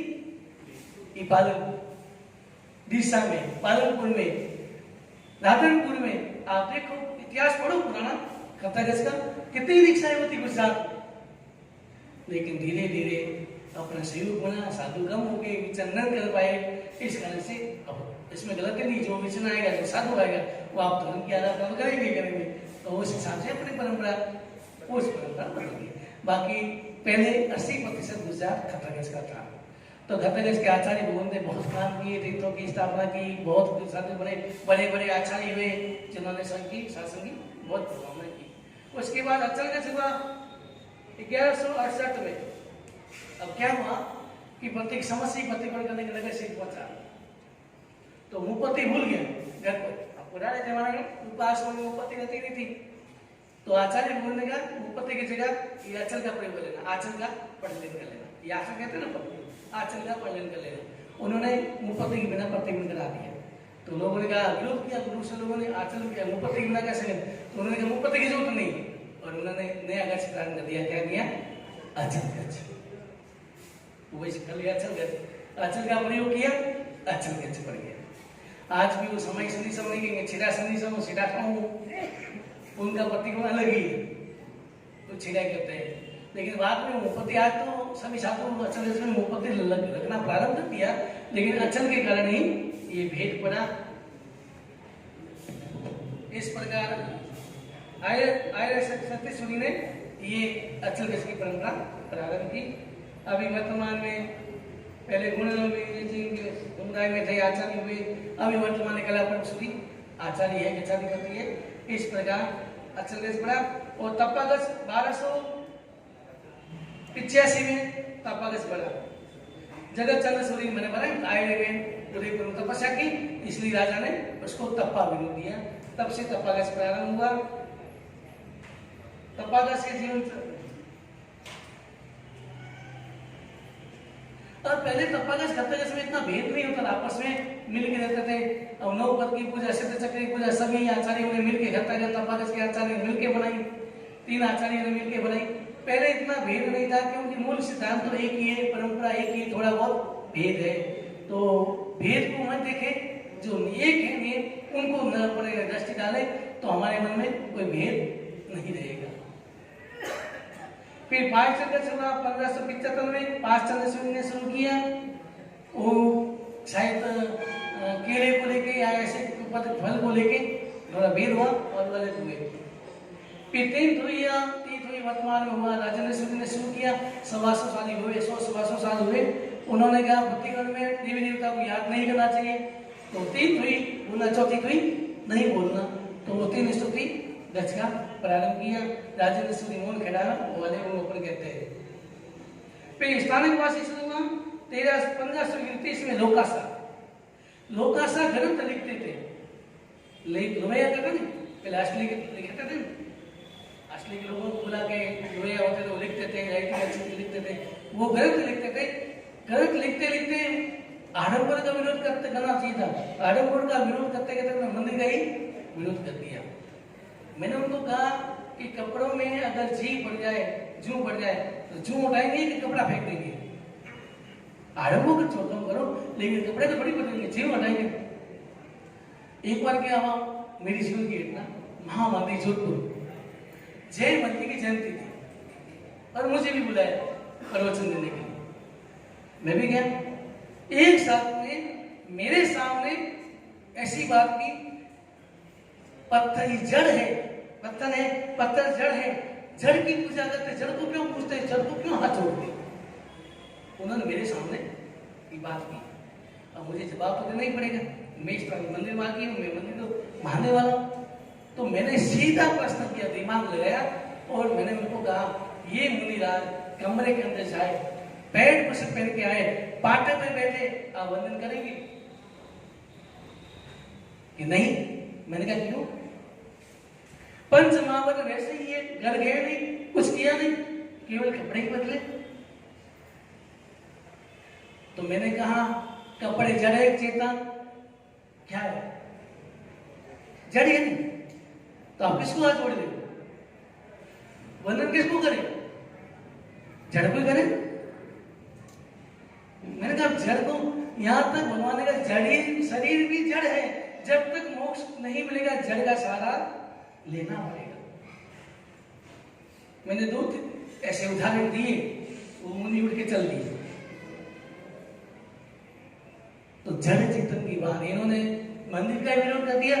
उसके शिष्य लव जी लोकासा तो वापस समझ गए और मंदिर मार्गी बन गए, लेकिन लव जी ने वो परंपरा पकड़ ली कि नहीं, हम तो ये परंपरा ही सही है। वो लव जी ने पकड़ा, तब से थानेवासी परंपरा चली। फिर भानमती हुए, लव जी हुए, भानमती अमर सिंह हुए, बहुत हुए। फिर भिखर जी हुए, और भिखर जी ने 1816 में भिखर जी थानेवासी से अलग हुए और अलग होकर केरला में मंदिर में साधना की, और जय नाम का यक्ष प्रकट हो गया। उसने कहा मेरा नाम संग में जोड़ लेना, तेरा संग अच्छा चलेगा। और विभाग में 9 साधु निकले थे। ये प्रभु ये तेरा पंथ, वो तेरा पंथ नाम पड़ा। और उसमें आज आप देख ले कितनी प्रगति की, अनुशासन, उनकी मर्यादा देखें, उनके अनुशासन देखना, उनसे प्रेरणा लेनी चाहिए तेरा पंथ से। और हमारा भेद है बीघर, जितने आचार्य हो रहे एक अक्षर जी नाम लेके बीघर तू ला डा डा, ऐसे एक रोज वाला वो फेंकते तेरा पंथी साहब। नीम ऐसे ऐसे थे, लेकिन अब तो कम पड़ गए। तो इस प्रकार ये गज की भेदभाव परंपरा हुई। अब यहाँ चतुर्मास काम करना चाहिए, तो जहाँ पर कीचड़ कम हो, जहाँ पर दूध दही की स्वरूप मिलता हो, जहाँ स्वाध्याय अच्छा होता हो, अनुकूलता हो, स्वाध्याय का अनुकूल वातावरण हो, ऐसे स्थान पर साधु को चतुर्मास करना चाहिए। इस प्रकार साधु समाचारी एकल सत्र में इस प्रकार आते हैं और साधु समाचारी पूरी